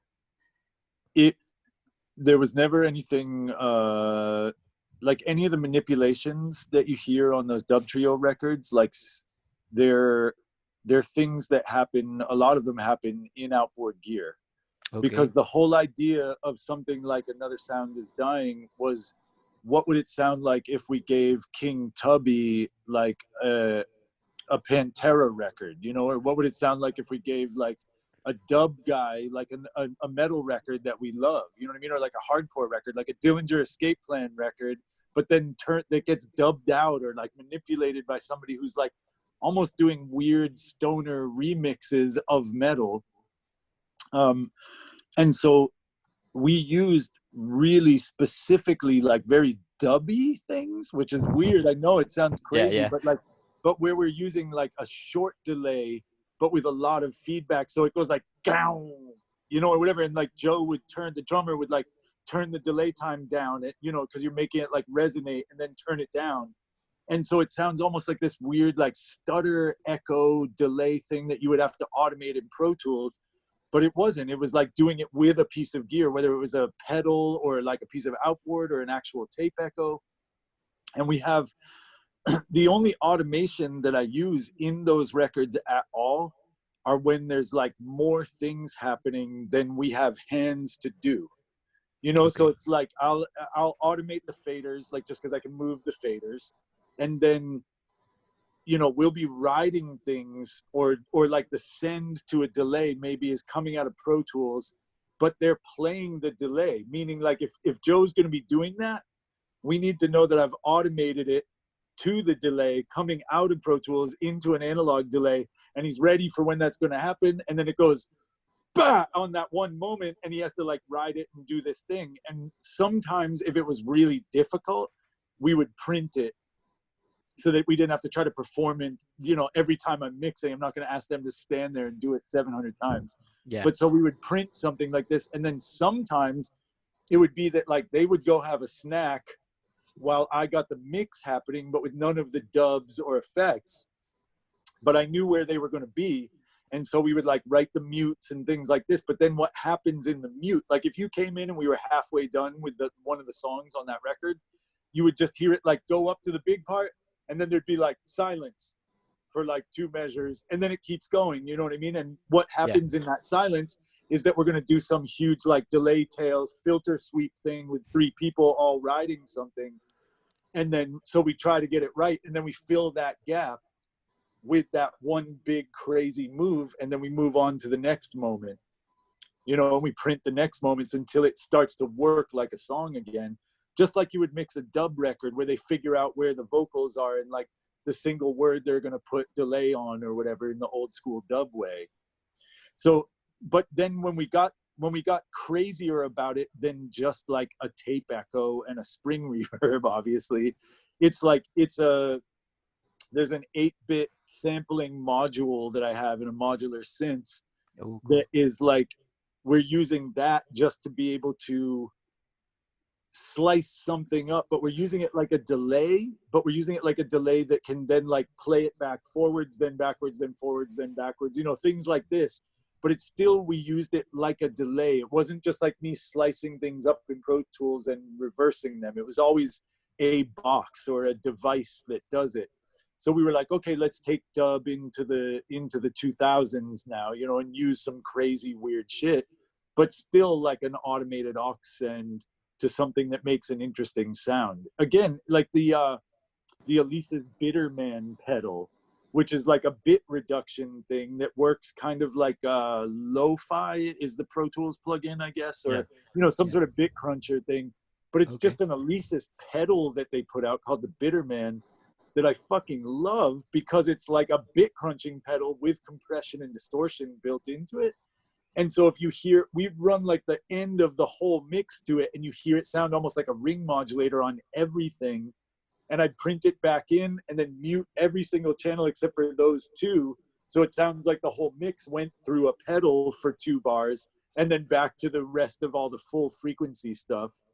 You see what I mean? So it's like we're creating moments, and then I got to mix around those moments the same way you would mix around like a crash cymbal happening. Like that if you realize that it's too bright to have the overheads cranked on the high end sounds great when somebody's playing just like kick, snare, hat. And as soon as they hit these, it's like blood comes out of the corners of your eyes, and you're like, oh, wow, maybe I should ease up on the 7K, you know? So it's like that. I treated it like, I treated it the way it needed to be treated, meaning as a part of the song. Even though, yes, it's an effect, dub doesn't exist without effects, so effects have to be a part of the song. And so therefore, once they're printed in, you mix just like it's the bridge or the chorus or whatever. It's the big dub moment where it goes into some big tailing out delay. You got to set the level of that just like any other part or vocal or guitar, you know? Yeah. Well, okay, sounds a lot of work, and it's crazy, weird, and amazing. I imagine you use virtual instruments or something like that, but it's quicker crazy. than I made it sound. Having to explain it makes it sound like a huge amount of work, but really what it is that like the delay's already patched, and then we just know where it's going to happen because they played a stop in the track, like when we were doing the basic tracking. Because it's the same way when they play live, they actually hit a delay like right at that moment. Okay. But it's just that they would like play a stop and not sometimes put a delay, sometimes put no delay. And then we would add it once they came in the control room instead of them adding it from a pedal, because we could do crazier shit. But it's the map is kind of already there. It's not like we're sitting there for an hour like, should we stop here or in the next measure? I don't know, play it again. You know what I mean? We're not having like a 5-hour boardroom meeting about where to mute the snare, you know what I mean? Yeah. Like they know where we're going to let up on it. And because the beat just before it was hit, to knowing that it was going to be coming through a tape echo or whatever, they play it as a stop, but then we still like cut it like so it sounds like a mute instead of so it sounds like a drummer stopping. But the map is already there. So it's much quicker than it takes to explain it is to just fucking do it. You know what I mean? Yeah. Especially for me. Yeah. And another question, it's quickly, I guess. I know you love the Latin music, and my question is, what has to be generated within you to make the decision of working with a Latino project? Wow. I mean, if it doesn't matter where it's from. I mean, like the bands that I work with that are from Istanbul or Tromsø in Norway or in Argentina or Chicago, it's like it just has to be interesting. I mean, that's the reason I wound up working with Bomba, was the fact that it was like I think that they're brilliant. And I met Simon, like the main sort of the primary songwriter guy who plays bass, but he does all the programming. In the studio, he's everything. But live, he's the bass player guy. And it's basically Simon and Lily, the singer. And when I talked to Simon, I understood like how he was sort of an aging hardcore punk rocker person like me that had sort of shifted what he was doing, but he had grown up listening to like Discos Fuentes, you know, like in Colombia his whole life because his parents had all these records. And so he's listening to like Fruco and freaking out about certain cumbia things and loving that, but that he wanted to give it like the attitude that he felt was in some of like the punk bands that he loved. You know what I mean? And so in the beginning, that's why they were super alternative. And I loved that. I thought that combination, they found a combination, in my opinion, that wasn't cheesy. Like there's always, in every country or every culture, there's always something that's kind of like the equivalent of like a rap metal record or whatever, where they have like an indigenous flute player and then like a double kick is happening or some shit. You know what I mean? Like in every culture, there's something where it's like they just basically, for me, it's like orange juice is good and chicken soup is good, and then they dump the orange juice in the chicken soup and now nobody wants it. You know what I mean? Like separately, I loved like this Peruvian song, and separately I loved like Sepultura, and then I hated them when like they tried to do some fucking thing that was mixed together. It's like, for me, it just has to be interesting and not become like the the gift shop version of whatever the music of the culture is. You get what I mean? Yeah. I work with so much like Indian music. I teach in India. I go there all the time. Oh, okay. And Nice. all the collaborations that I've done, like in Mumbai and Delhi, it's like we're always super careful to avoid the like gift shop version of it where there's like incense burning and you hear a tabla and a sitar. And it's almost like a parody, like from a, you know, Wayne's World type of moment where you hear sitar and there's somebody like, you know, with incense. It's like, but if there's something that works within the confines of Latin music, but it feels really, really great, like that it wouldn't matter what language it's in and it wouldn't matter, you know, what instruments are being played, because it just feels great. The Gabby Moreno record that I did, she won Best New Artist Latin Grammy on the record that I did with her. And it was like, that just sounds like a fucking Beatles record to me or something. You know, like it doesn't matter. I don't care that the Beatles sing in English. I just mean it sounds like classic. Even if it's like Amapola, you know what I mean? Like even if it's the same, like a traditional arrangement, it's like this thing can be placed in a way that I felt nostalgic about it. And I didn't grow up in Guatemala where she grew up. You know what I mean? But it gave me a sense of nostalgia. Yeah, cool. You need to come to Mexico to record mariachi. Right. You're right, Yeah. I do. Thank you and goodbye. All right, man. Thanks for your question. All righty. We have, I think, a couple more questions. Wake up, everybody. Who's next? Pepe? He left. Right. I'm here. I don't know if you can see me. I can't, but it's cool. I can hear you. Okay. Okay. I'm sorry. I don't know what's going on with my camera. Unmute your camera. I'm trying, but it says that I can. The host stopped my video, so I don't know. I need to get you back on. Go for it, school. Okay. Well, I got the questions. First one, how do you organize your audio layers, like effects, or how do you organize all those sounds you put in a mix? And how or which one do you prioritize the most? It's amazing.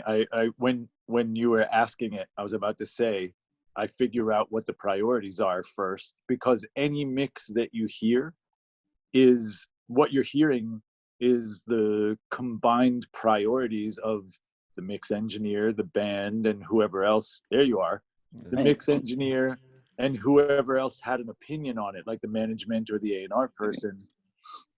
You're hearing those priorities, those opinions, and those ideas filtered through me, right? You know what I mean? If I'm the mix engineer, if you're asking me directly, which you are, it's like, then what you're hearing is those priorities, and then I need to take all my experience and weigh them, you know, and go like, okay, this person is, you know, the bass player is saying the bass, the drummer is saying the drums, you know, but weirdly the singer is saying everybody else except themselves, you know, until you're like, okay, I need to still just like do this mix and forget about all that crap they just said to me. And when I'm prioritizing something, what I prioritize is the thing that really makes the song move correctly. So like if the big chorus needs gigantic guitars, I'm okay with figuring out how to create a shape in those guitars that still allows us to like feel that the snare drum is hitting still, you know what I mean? Instead of doing this and all of a sudden it covers up my eyes, it's like, I'm going to make these guitars do this. So I'm going to notch things out that allow us to hear. This is very nuts and bolts for once, by the way. I'm going to notch out frequencies notch out frequencies that allow the listener to feel like the snare didn't go anywhere. Even though it did, it's actually technically quieter than these giant guitars that have kicked in. What's important about the snare, like my priorities about the snare, here we go with the fractals again. What's important about the frequencies in the snare to me are now going to answer the question, what do I cut out of the guitars? Because I've decided that the guitars as an element are important to me in a chorus. So, but how I know what to scoop is because I knew what was important. If I want a little bit of 180 and some 6K in the snare, those are random, don't, you know what I mean? But like if I decide that that's what it is, then that means I can bring out 180. I can take it out of the big guitars that kick in the chorus, and I can take out some 6K, and I can look for presence either at 4 or 10 on the guitars that kick in. I can look for like the beefiness of the guitars at 300 or 100, but I'm not allowed anymore to go there, because then what we wind up with is something that, even though if my face is the snare and the guitars kick in, they're still there. You still know I'm there. My hands are actually much in front of me, but you're not like, where'd Joel go? It's not like a little kid with the peekaboo game, you know? So the way that I find those frequencies are not just with priorities, but by never fucking using the solo when I'm mixing. Get out of the habit of the fucking solo. Like there's faders there, right? So here's what you're gonna do. If I need to describe to you like the color of my hand and like what it looks like here, it's still gonna be relative to the gray of the SSL behind it, because when I hold up my hand and I start thinking about describing it to you, the rest of the room's still here. I'm not in some fucked up vacuum where there's only me and my hand now. It's like, it's relative to everything around it. So if I want to give you an accurate representation of what it looks like to look at my hand like this, it requires this context all around it to make sense. But what I can do is pull it close, but it doesn't mean that that shit is gone everywhere else, right? So if we're listening to the guitars that kick in the chorus that I've decided already, that's a part of the song that we want it to be huge. When Johnny goes, "Get up off your knees, boy," you know what I mean? Like I want it to go, "Ooh," on the downbeat, but I don't want it to then just have no other music happening, like where'd the drums go, where'd everything else go. So what I'm gonna do is I'm gonna listen to those guitars like 12 dB louder or whatever, like the fader basically all the way up. And I'm EQing them until the drums are still audible. And then guess what? When you tuck it back into somewhere reasonable but fucking huge, you've let in enough snare around the edges that it doesn't feel like there's any masking anymore. Do you understand what I mean by that? That the masking that's taking place, if you make the guitars all huge and solo, and then you like pop it in the mix, you're like, now the snare sounds like there's no low end in it because I've got all these beefy things happening. So all that's escaping the wrath of the masking is like this one little pokey noise happening in the middle of it. It's because you've just masked everything that's important to you about the snare that you decided in solo like 2 hours before and EQ'd it, but that shape doesn't work with this shape now. So they sit in front of each other like this instead of sitting like next to each other, slightly like dovetailed in. Now, if you're creating shapes in a mix, you always need to keep it relative and subjective. So relative to everything else in the mix, it's like this. Too many people go into solo, and it'd be like if we knew what a jigsaw puzzle looked like. So I went and made a jigsaw puzzle piece, right? And then I searched the whole fucking world for the exactly 0 puzzles that my piece fits in. You know what I'm saying? Like, or I can create an image all around it, and then just what's missing is this one little shape over here, and you bring up that like telly through the Princeton overdub in the verse, right, or the pre-chorus, so it gets a little dreamier when they arpeggiate, and we wind up with something that fits perfectly that never would have seemed like it worked before we had created that opening, like before we had surrounded it with the rest of the story. You understand?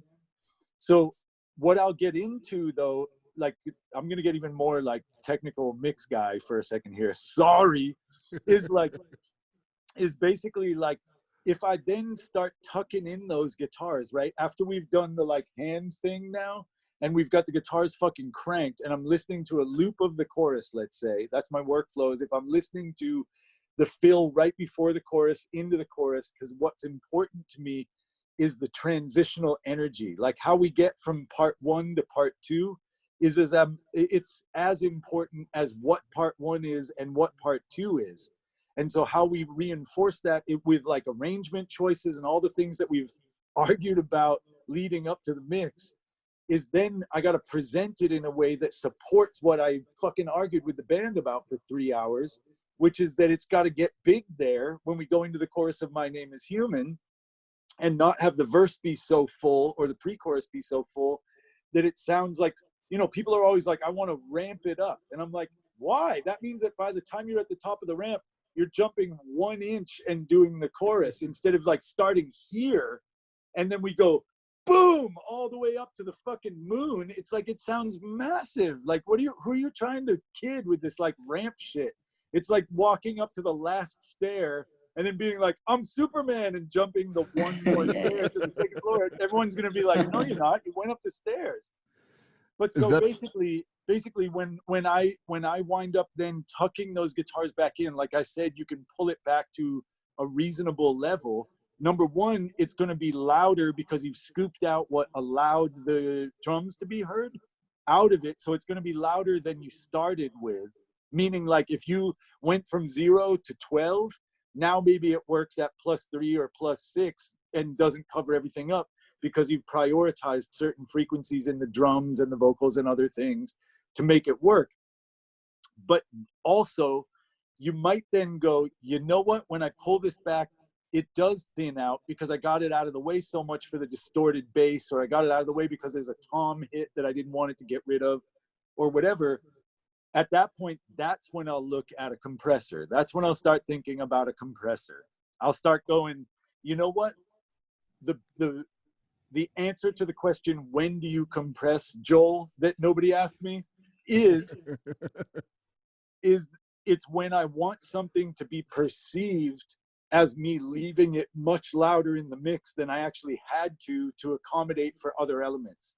So if it sounds kick-ass when I have it fucking blasted at that particular shape, and I'm like, I just not willing or can't find or whatever it is, like it doesn't work in that context to like scoop it out anymore or high pass it anymore. It's like, it's got to be that thick. Fuck it. I got to figure out how to deal with this. Maybe I got to go back to the drums or compressors.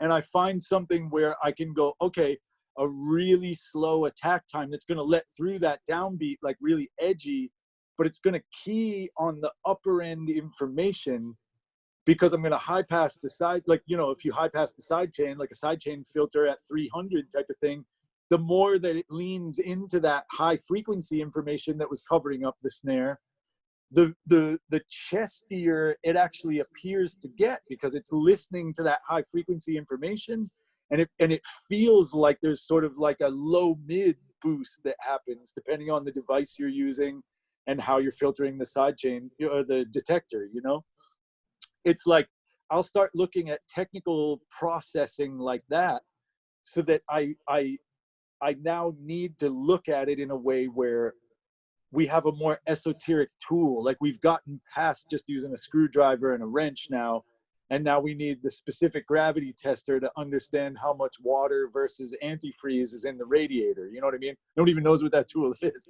but it's like, it's a thing for measuring like what the coolant level is, right? So it's like, we're going to do something more esoteric, like a filtered sidechain or a filtered detector on the big overdub guitars, but where that sidechain doesn't come to bear on the leading edge of the hit. So it gives the illusion of it all coming down like gigantic, but then it kind of spreads it out and the snare flicks up through it again. And all of a sudden I can see it. It makes it weirdly transparent because of the frequency choices I've made and because of what I'm choosing to limit, what I'm making the compressor listen to. So it responds to the frequencies I want it to respond to. You get that part? Yeah, totally. I hope that... I got another small question. Yeah. Sorry. How do you separate your work with your personal time? Because I mean, do you have like brainstorm time, amount of time for doing something that you couldn't do in the studio? You were recording and you wanted to do something, but you got out of time. So yeah, you have like some kind of a space or some kind of time where you work those ideas? And yeah, how you work? It's such a smart question. It's like an amazingly smart question, actually. It's like one of the best pieces of advice I ever got from Michael Brower, who's like a big famous mix engineer. And he's been sort of an older brother character for me for like 20 years or something now, 15 years, was I have a daughter, you know, who's 10 years old now, and basically, like, he told me, make one of the nights a week, doesn't matter which one, make one of the nights a week like kid night, make it pizza night with the kid, or you know what I mean, like whatever it is, make it spaghetti night with the kid. And it doesn't matter. He's like, you would have to be working with the biggest like psychopath in the world, where your like kid comes in with pigtails, your daughter comes in with pigtails, and it's like, spaghetti night, dudes, and they're like, fuck that, you know, like, you have to be a total psycho, you know, for somebody to get mad at that. And a big part of it for me is when I learned a couple things, like early on, before I was privileged enough to have like a manager dealing with the money, and, you know, like people who are like running the studio for me and buying the toilet paper and all this shit, because I was opening a facility and working as an engineer at the same time. Basically, what I understood before all of this stuff, when I was just recording bands, that ultimately you're going to wind up being friends with them because either your band played with them or all of this, you know, early on, that's who you're working with. It's not just random people calling you. And I had to learn the hard way that basically if I didn't set a stopping time, no matter when I left, I was an asshole. But if I told them that I was stopping at 6 p.m. and I stayed till 7, I was a hero. You know what I'm saying? Like, so it was like, once I figured out that if I set parameters on this thing and then was willing to bend them because I was feeling inspired and enthusiastic and the energy in the room was great and like the takes are happening and all of this, and you're not like, whoops, 6 o'clock, see you later. It's like, if you stay at that point, it's amazing how much like people will then, again, they're like, man, thanks for staying until 7. Even though if you had never said anything, you would have stayed till midnight, and they're still mad at you because you left at 12:01. And that's number one. Number two is if you're charging money to do this, right? Which hopefully, eventually, everyone can do this because we need to fucking eat. Or you're just totally rich. So I'm glad for you, but I'm not. I have to get paid and eat and feed my kid. And so basically, it's like this.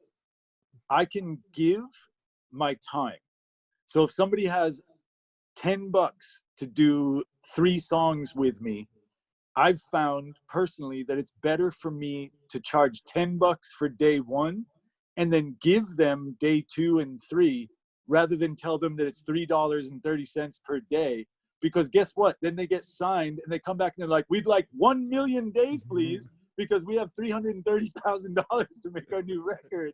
You know what I'm saying? Like, you need to keep your rate intact at all costs, because it's what you assign yourself, the value that you're applying to yourself. Like, the price tag that you're hanging on you is up to you completely, and what you get out of people. And I don't mean it in a rip-off way. Like, if they have $1,000, then it's up to you to go, you know what? I'm $1,000 a day, so I'm going to go, here's $1,000 for Monday, but I'm going to give you Tuesday, Wednesday, and Thursday. And they're like, wow, again, it's the same idea as being a hero for staying until 8 when you said 6 o'clock, because then they got 5 free days instead of saying, sure, I can do it for $112 a day or whatever, you know, because then all of a sudden they're like, oh, that's cool, because my dad figured out that he's going to give us 500 more to do the mix. You're like, fuck. Okay, so now I'm working for another 2 weeks on it because I'm $5 a day, you know? So I think it's really important to make sure that like your enthusiasm and generosity have a place in the business of making records. You understand what I mean by that? Like, it's a simple way of putting it, but it's really important to remember that, like, make a space for your good intentions to be valued in the business of making a record. And again, it's much like the trust of the band and things like this. If a band has $300 to make a record, right? And you make it sound like $500 was spent, you're totally still winning. You know what I mean? And then you take that when it's 1,000 and you make it sound like 3,000 and so on, you know, then every single time the band just wants to leave feeling like a hero. Nobody's blind to the resources that are available to them. You know what I mean? Even if you feel like they have unreasonable expectations, it's because they're placing their hopes on you in that moment. And if you exceed the expectations when they figure out what $300 actually buys them, by giving them a free day and you like tweak the mix and you get it totally awesome, they're definitely going to do their next record with you. They'd be crazy not to, because you've shown that you're on their side, you know, in an industry where finding allies can be rare. Yeah, I'm getting emotional telling you this, but it's a fact. it's fine. It's actually the kind of answer I was expecting. Thank you. Yeah, man. I really appreciate it. Okay, thank you for your good question. I think we have another question coming. I actually wanted to ask you something about something you said earlier when you were talking about the transitional energy on like the song from on My Name is Human. Yeah. Is that why you use like the sub synth on the choruses?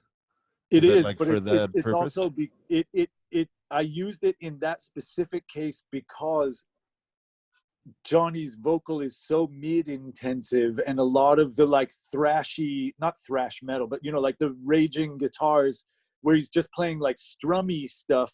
There's so much overtone and crazy like hashy weird noise on top of the guitar there that Right. it's like the only way to go was like wider and deeper.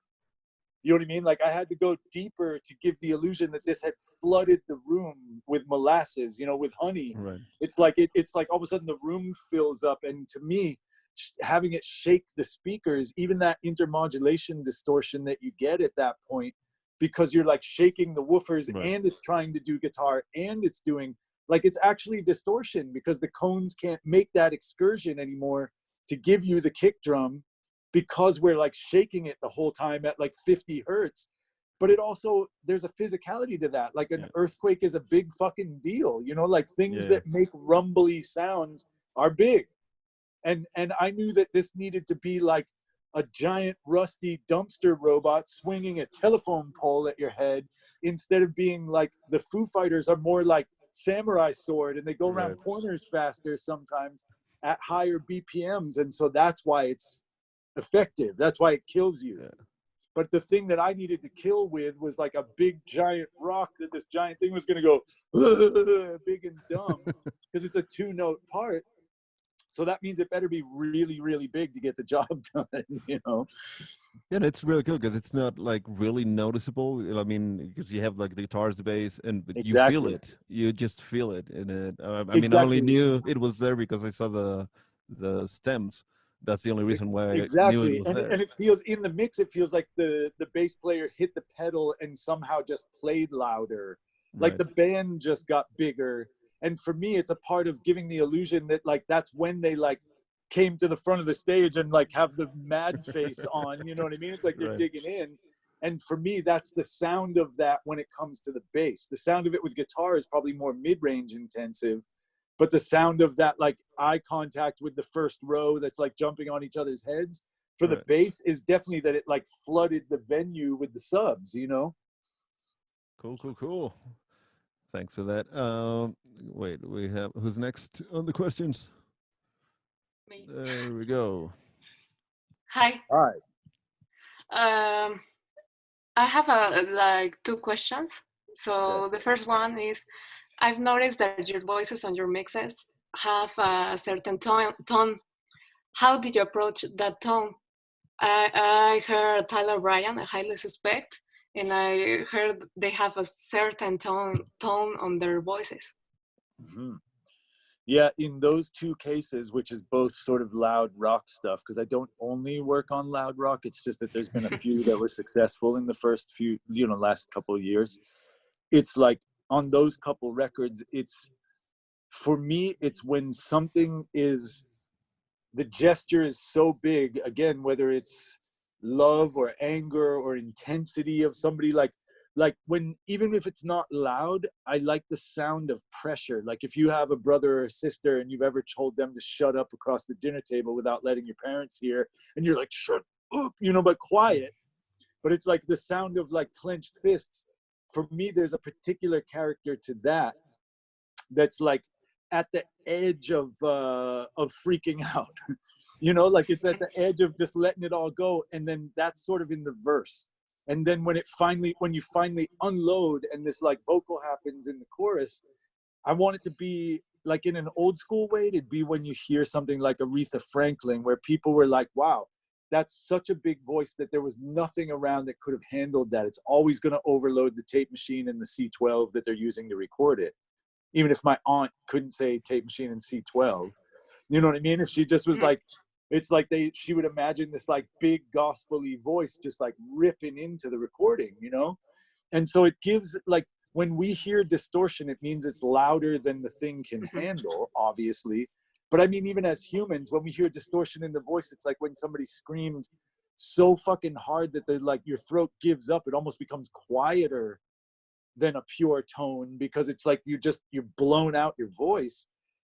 There's something about that that's the way that you would talk to each other in a car with the windows rolled down and like the stereo turned all the way up, and it's like really intense in a car chase, or it's fun, or it's whatever it is, but there's still a particular pressure behind the words, right?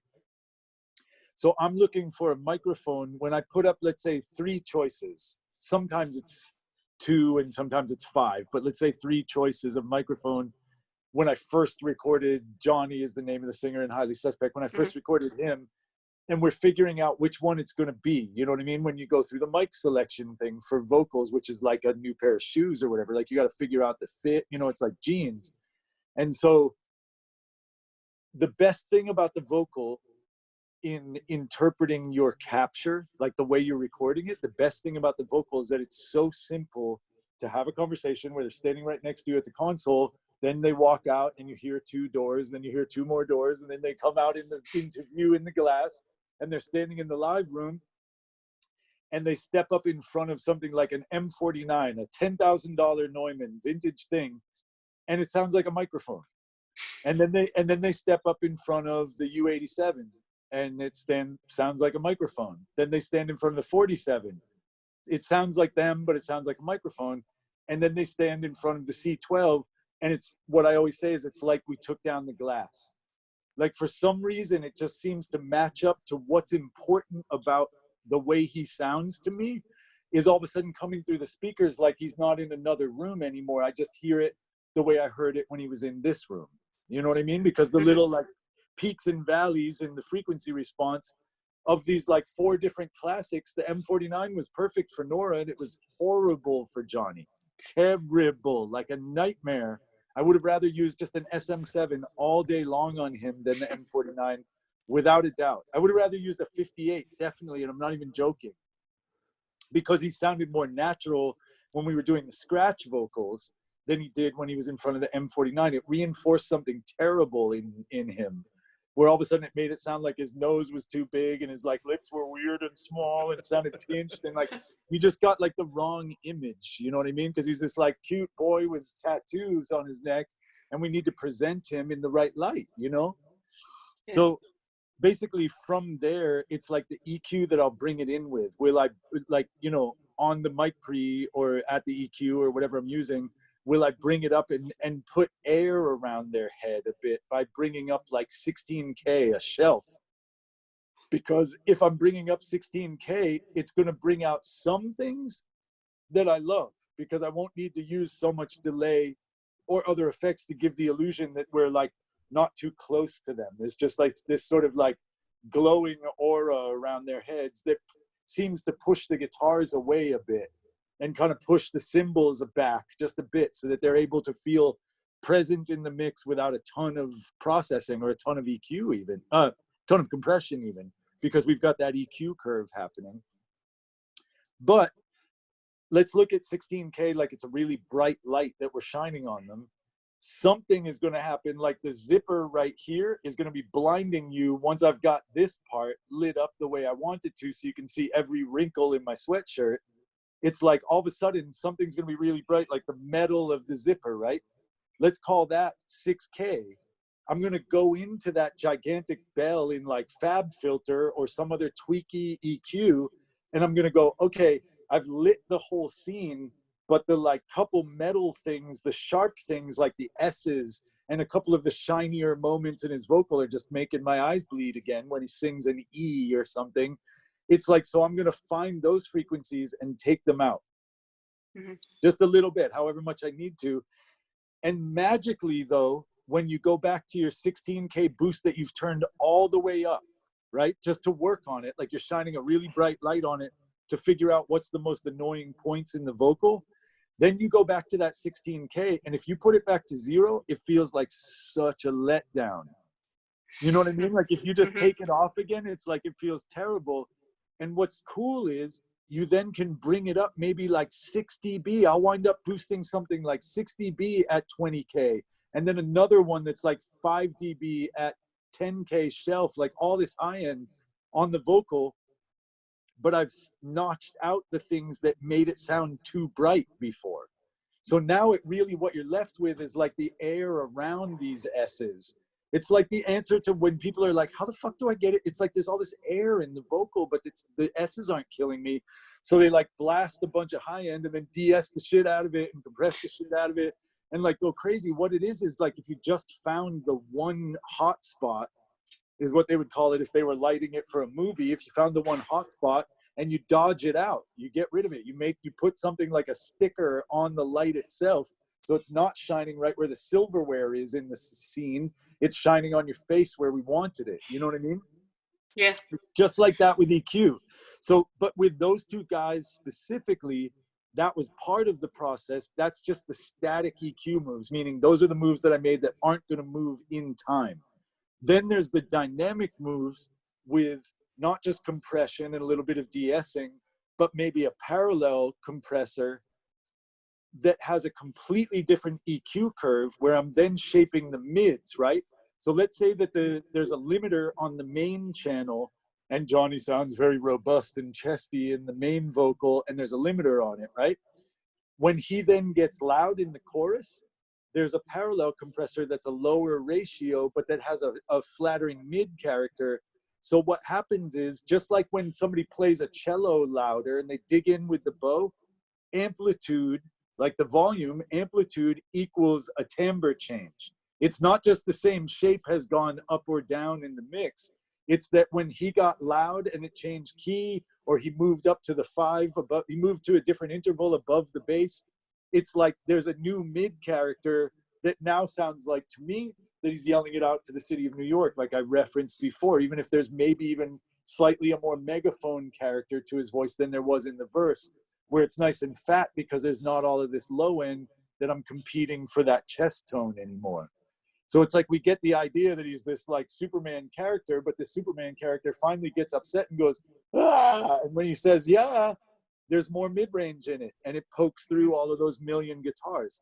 So I'm creating a system where his dynamic allows the console or the mixer in Pro Tools to present it at the right shape at any given moment.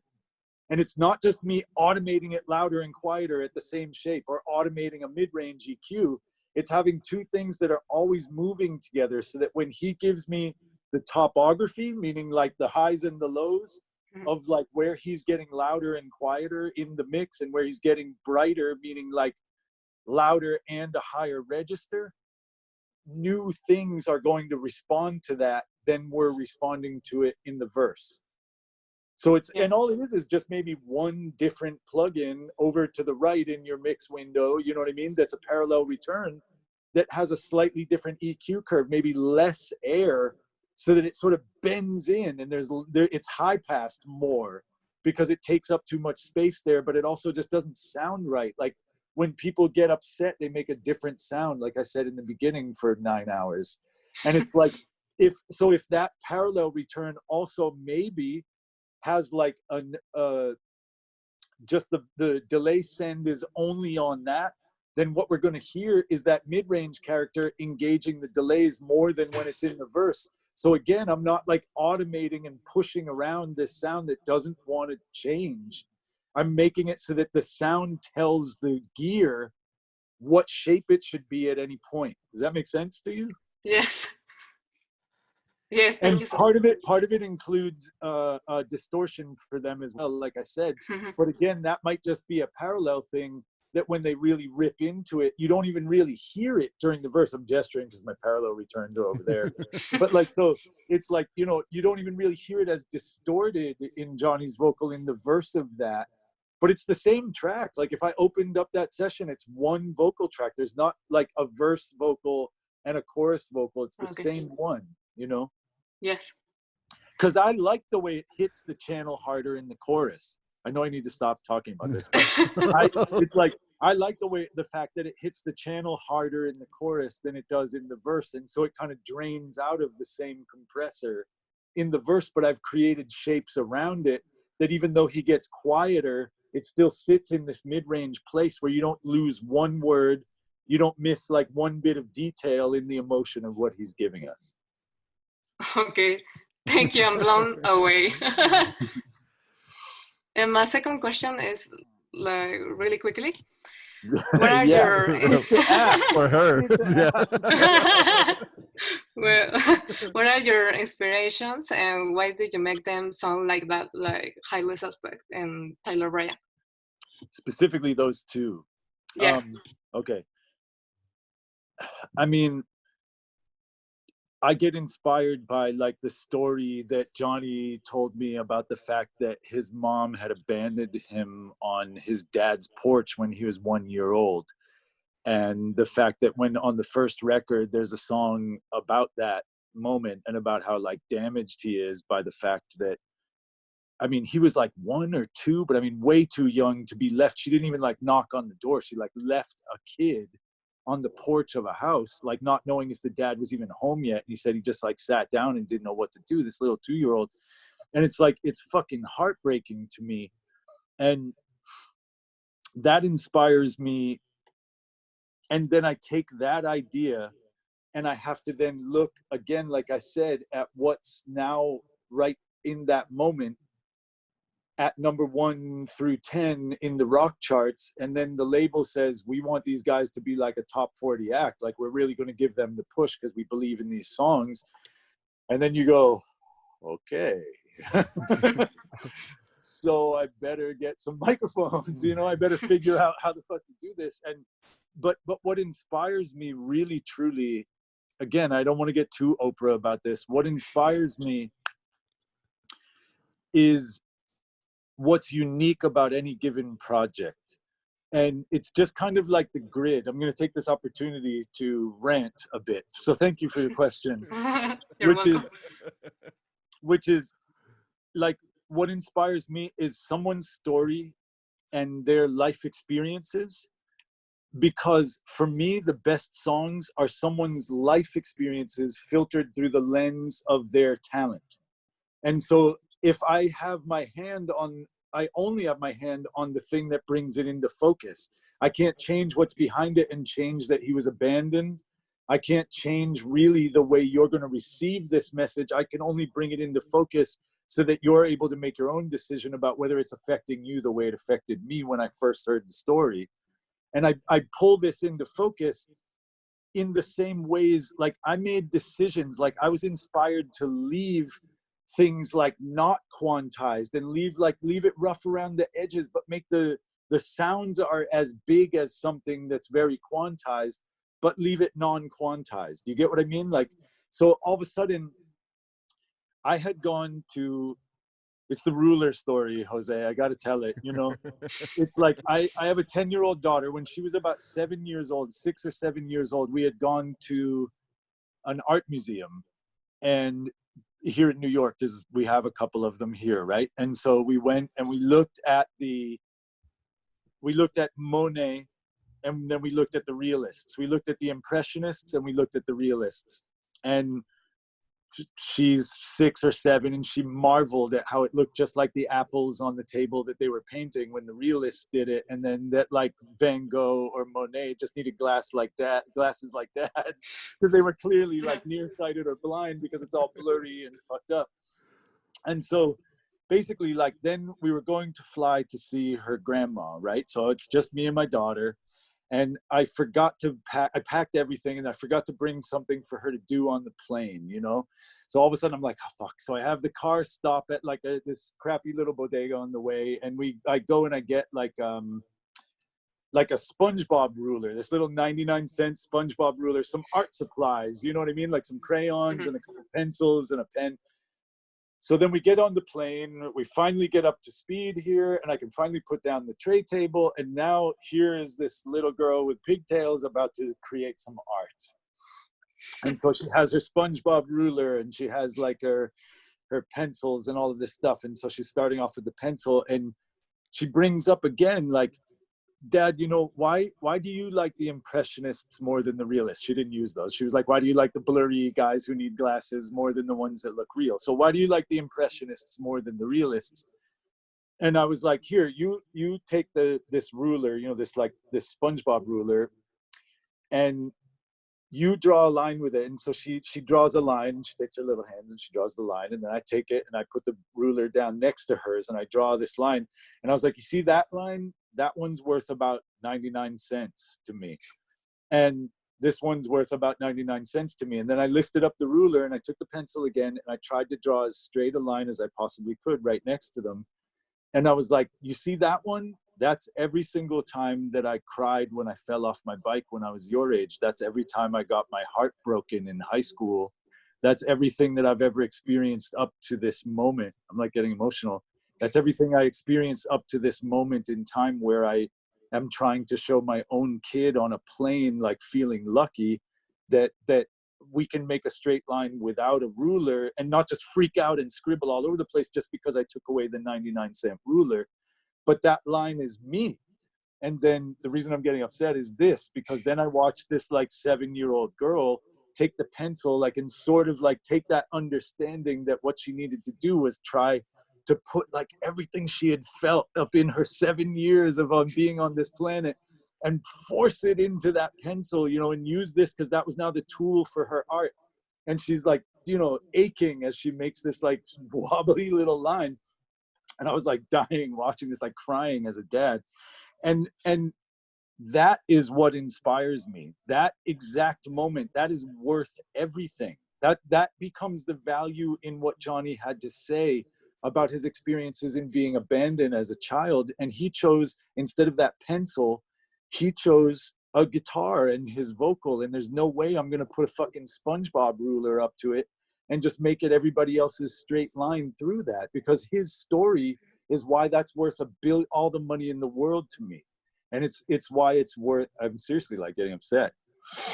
It's why when people come through and trust me with like those stories, it's why I've tried to train myself to hear these subtleties and understand what to reach out for, whether it is a fucking Neve or an SSL or the Pro Tools plugin, to then reinforce what's actually being said. Because guess what? The only thing in the room that we couldn't get if we had $1 million right now is that story I just fucking told you and my experiences. Everything else in here can be purchased at a store. It's not that big a deal.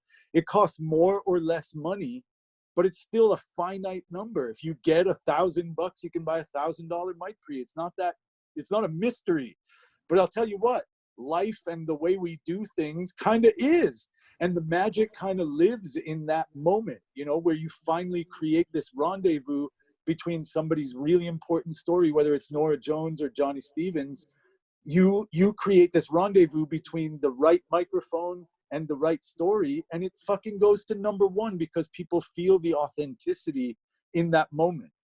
We read each other so much more than we give credit to. It's not about just like the kick drum anymore. It's not about any of that shit for me. Like, you have to have that foundation, because I draw on all that experience of engineering 1 billion songs to then transcend it and understand what's important in the room. And it's why you hear people saying a good engineer can do it with 57s and blah, blah, blah. But a good engineer, what that means is that they recognize what's valuable and stop worrying about the fucking frequency response chart of a 57, not because it makes a 57 more amazing than a 47 just because I'm using it compared to somebody who's 16 and hasn't made a bunch of records. It's still a 57 and a 47. We all know that. So that's why that statement always bothered me when I was younger, where it's like, why? Because it's all of a sudden going to have tons of 12K in it if I care more, you know, or whatever. It's more, it's going to turn into a magic tube mic that's amazing for vocals. Of course not. But it is going to be, it's going to give me an understanding of where to point it, like what's important. And for me, I always find that when musicians when their job is to extract all they can from their guitar, let's say, to say I was abandoned by my mom, then my job is to extract all I can from the musician. Mm-hmm. You know, and what I'm pulling out of them is that. I'm pulling out what's important about it that I can't fucking get at Guitar Center, that I can't get at the local store that sells whatever they sell, or from Vintage King, you know? Yes. So that's the answer to your question. As I Thank cry you so more. Cool. Thanks, man. I think we have one more question, and then I guess we'll all cry. Yeah, we'll all cry. Right. There you go. Hi, Joel. Firstly, hi, how's it going, man? Congrats on the works with Aaron Neville and Highly Suspect are amazing. It's incredible, your works. Thanks, man. My question is, I know that all ways are different, but you are in the major leagues. So what are the steps that a semi-professional producer or mixing engineer must have to become professional? You cut out a little bit. I don't know if everybody else got that or if it was just at my end. No, yeah, he cut out a little bit. Okay, sorry. Maybe you're gonna have to ask it again, like just because the mic actually stopped working for a second. What are the steps that a semi-professional producer or mixing engineer must have to become a professional? I got you. Okay. It's like the steps to take or the things that you have to be able to do it in the big leagues, I think is what you said the first time. Well, yeah, he cut out again. Sorry, cutting out. Is it like, do you mean techniques? I think what he's trying to ask is like, yeah, for like advice for like not like a semi-professional producer to make someone... the jump, yeah, to make right. the leap. Okay, yeah, okay. Yes. Okay, I understand. It's like, I think showing an understanding of the reality that a record is going to enter into was a big part of my growth, meaning it wasn't just about the snare anymore. It wasn't just about all of this Yoda shit. It was about me talking about, with the management and the label and all of this, is understanding that basically it'd be like if you were doing a favor for the mafia and they were gonna go, okay, we're gonna give you $100,000, but we expect that what you do is gonna make us $1 million, and we're not gonna kill you, but we're never gonna call you again unless it does. It's understanding that what I needed to do was give the people who were giving me resources, let's define that, right? The resources are gonna be like time, money, and energy. But I mean like, and energy too, because the band's gonna get sick of you eventually. Even if you had $1 billion to do the record, it's like you can't, if you're not the right person and you're not doing the right job, they're eventually not gonna give you take 9 million for you to try another thing on the snare and all of this. It's like, so all of these resources, whether it's just the human energy, you know, like, because they're going to give up on you finally and just use the rest of the money for somebody else. I would say the biggest thing is understanding what the target is that you're trying to hit. And then hitting it. And then hitting it though. Like hitting it like a sniper. You know what I mean? It's like if you can get somebody to tell you this is the target, you need to be able to hit it. And if you can't get them to tell you what the target is, you have to invent the target and then hit it. That would be producer and mix engineer, meaning like the producer may have to invent a target because the A&R guy's like, I don't know, it's kind of like loud rock, but maybe soft rock, but also loud, but heavy, but not so heavy. It's kind of like Coldplay, Metallica, Slayer, and Meshuggah, but it's going to be a hit because they're going to rap. And you're like, what the fuck? What are we talking about here? Are you even like, did you hear anything I just said? You know, and so you're like, okay. And then you have to go filter that through your experience. Like, put it this way, like, here's a simple version. Like, you're already on your way if you can understand this, somebody sends you an email from the band, right? Or the band sends you an email and they're like, we've thought about this a lot. We want you to turn down the drums, the bass, the guitars, and the tambourine. And you're like, wait, that's just a vocal up.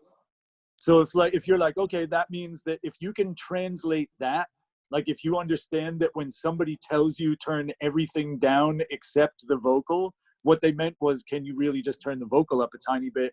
But they didn't want to say turn the vocal up because that sounded scary, because they didn't want it to be too loud. They just wanted to like get everything else out of the way. And you then take all your experience and translate that one simple example that I'm giving. You take all your experience and you supply them with a thing where you turned up the vocal 2 dB, and they're like, you're a master of your craft, my friend. You did exactly what we asked you and it worked out perfectly. And you're like, yes, I did exactly what you asked me. And so if you take that one step further, right, and you start to think about all the sort of confusing things that people will ask you to do, you need to be the translator between the record label, the what's on the charts, the management, you know, like I said before, and the sounds and what the band is capable of. This is like when you start to hear those horror stories, like where the band gets in for their first record and they've been friends since they were like 10 years old, and now they're 22 and they have a rock band and the drummer's just terrible, but they never just bothered to fire him. That's when you find out that like Josh Freese played on the record and then the guy does the tour again. You know what I mean? And it's like some producer had to have the horrible, horrible moment. Nobody would enjoy that unless they're a psycho, of telling 3 old friends, we got to get him out of here to deliver what's necessary for the $1 million the label wants to give you, because that's high stakes, man. $1 million is like kill people money. That's not like tell your friend it's cool, bro, we'll just smoke some weed and it'll be fine money. That's like somebody's going to get killed over this money. And like, you have to go in the room and kill that drummer. You got to go in and figure it out and figure out how to say it in a way that's respectful of their position in the world as a human being. Like all of this, it's not like, it's funny in movies where they're like, you're fired, you know, or whatever, fucking Trump way, you know, whatever. It's like, and you can't do it like that because ultimately it's a band and you know that they're friends and all of this. It's like, that's when you know that your honesty becomes a massive, massive tool in the toolkit for becoming a professional. Like I've worked with people and talked to people who are like high level pros, and amazingly what comes out of their mouth, there's usually more truth in it than the people who are letting insecurity and fear make decisions for them too much. You know what I mean? It's like, it's amazing because they've gotten to a position in the world where they can look at what the truth of the situation is and actually say it to people, you know, just like the idealized notion of what like a great politician should be, like where you represent the best interests, which that doesn't happen anywhere, but you understand in fairy tales that occurs. But where like the producer, if you can go in and everybody understands that you're fighting for that record to be the best it can be and the most successful it can be, then they're going to go with you. And it's having the confidence to know that you have looked at all these variables, right? Because that's what they are. There's like a bunch of different things. The key, all the things that music is a shit ton of variables. If you can look at all of those and filter it through experience rather than ego, bands respond to that in my experience. But it's much like this, right? Here's like the band will ask you something crazy, like I said in the beginning, just like this. Let's say that you're a doctor now, right? And you're like, how do I become a more famous doctor that everybody trusts in town? And a person comes in and goes, hey man, I coughed all last night. I want you to take out my lungs. And you're like, I haven't been doing this that long, but I know from my diplomas on the wall here that I went to school and I like understand humans, that I know I haven't met you yet, but I know that will kill you. Just like I know your band is like, you know, it's not Metallica and it's not this other band from in town. It's you, we know, and you're unique, and that's why it's valuable, like we said about Johnny's story. But I understand that there's certain things that will kill the project. Like allowing the drummer and the bass player to argue for 6 hours while everybody's energy and the money fucking drains out of the pool. It's like pulling a cork on the fun pool and you watch all the money go down the drain while somebody's talking about like, oh, what was the old pedal that you used? Because I thought that was cooler when we first wrote the song or whatever, and you're like dying in the control room. And what you need to do in that moment is understand that being decisive in that moment and going, we're going to go with pedal number 2, and you present it in a way that's respectful and all of these things again. You go, dudes, the best thing we can do is use this pedal. And because we can always go back and use something else and blah, blah, blah, blah. And usually they forget all about it when they come in and you've recorded it right. They forget about this dumb little argument that started up between the rhythm section. And you've like saved 6 hours worth of resources that you're going to now be able to use to make it sound good, which is actually the damn point, instead of the like which pedal it was 5 years ago when they were on tour together in a shitty van. So learning to recognize the subtleties of when to act is exactly the same as why people become like generals instead of foot soldiers, man. I mean, it's like, that's basically what you're asking me, is like, when you start to have like your instincts be valuable because you've acted on them, and each time that you've acted on your instincts, it led somewhere better than where you were before. Meaning, again, like if they had $500, you made it sound like $1,000 was spent to make that record, and everybody hears it. It's not because you're looking to be a hero and like your drum sound made everybody go, woo. It's because you understood what it was going to take to make a successful piece of music with those 3, 4, 5 people or whatever. And when those men and women trusted you with that, even that $500 that they saved up or borrowed or did whatever they did to get it, that you delivered something that actually gave them the best shot at recouping on it. So meaning they made it back through sales or however the hell, you know, however they made it on shows, anything, merch. Because if you do that and then you have a track record of doing that, then that's what you lean on the next time somebody asks you what bass pedal to use. You're like, I don't know. Why don't we ask the person who's done it 7,000 times? You know what I mean? Let's ask the Grammys which bass pedal. No. But you know what I'm saying? Like, let's talk to the people with respect and go, okay, let's not waste time with this, because number one, it's not important now. And number two, there's so much to do today that I'm going to actually have to say, let's start doing takes instead of arguing about the bass pedal anymore. It's amazing how, again, that the nature of this is knowing that you stopping that argument leads the band closer to the vision that the A&R guy said about getting them to the Grammys or getting them in the top 10, because you gave yourself the time to make it sound better. You see what I mean? Like, it's like understanding these connections. That's something that I've seen in every person that I looked up to.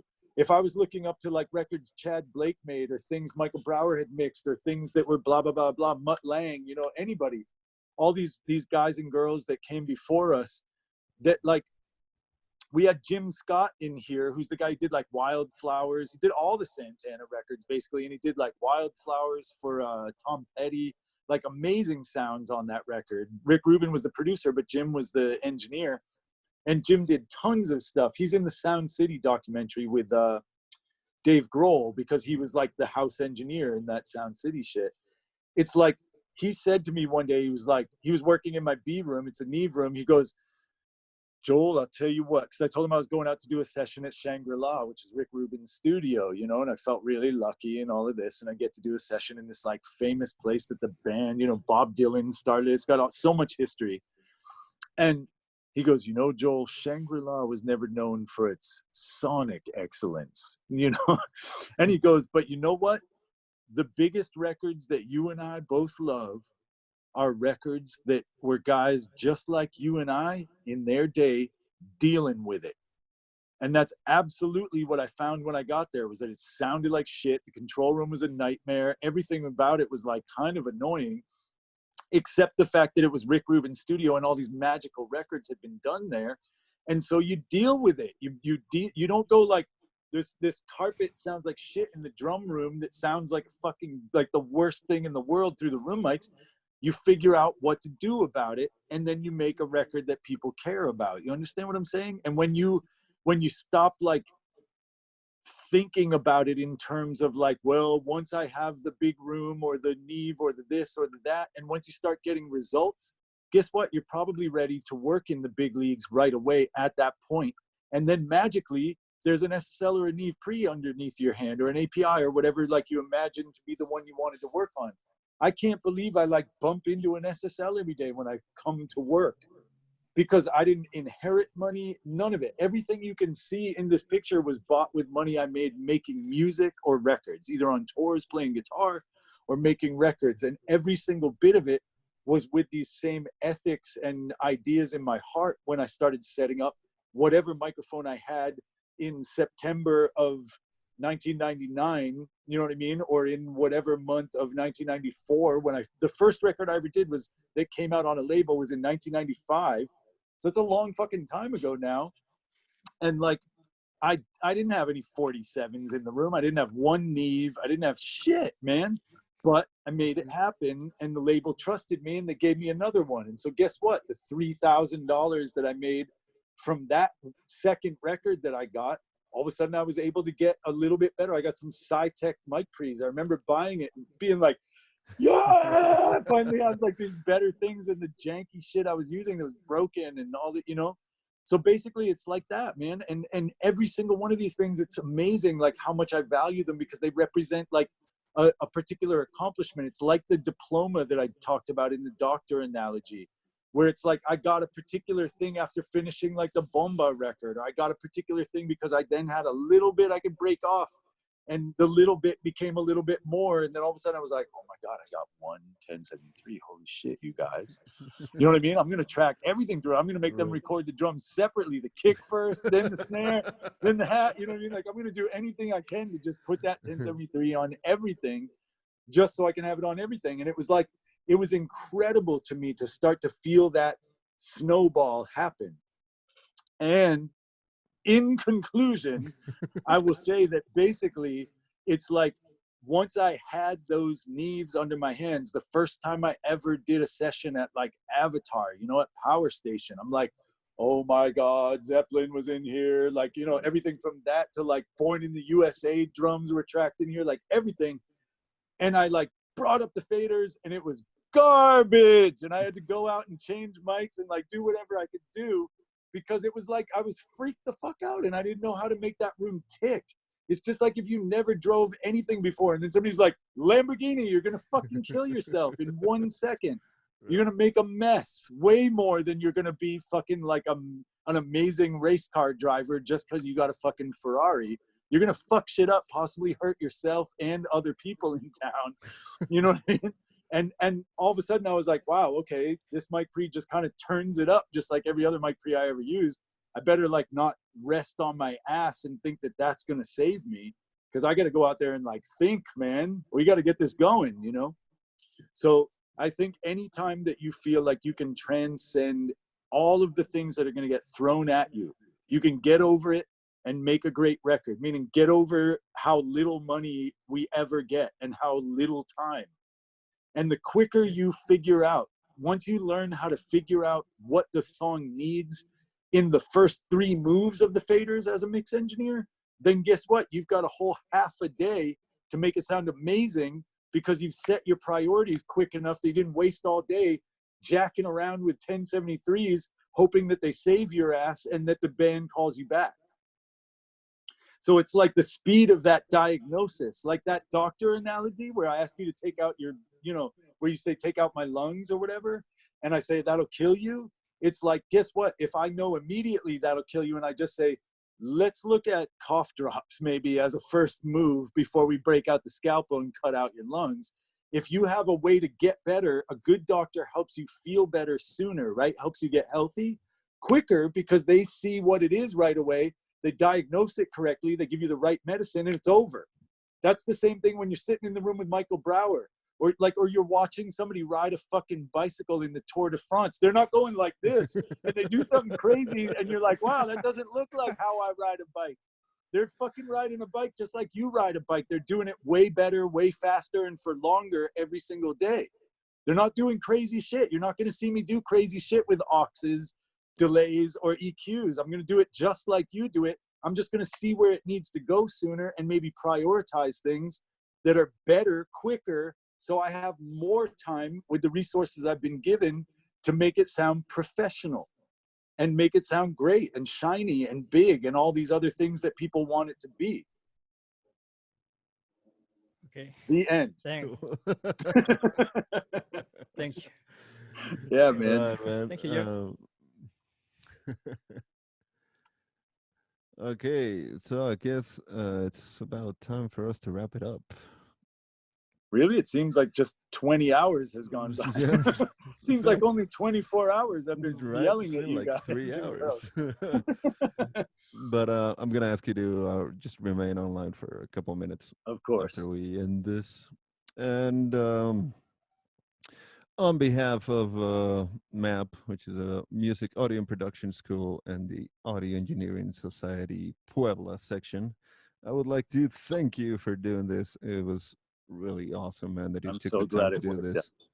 I'm so glad it worked. Thank you so much, Jose, for making it happen, and thank you all for coming and having, for checking out the stuff and having something to talk about. It's meaningful to me, and I hope that you would know that by now from all of my answers, that these types of contacts are what inspire me, to hear what you are hoping for, like everybody's hopes and dreams, and what's the sound of that? What's the sound of people like caring?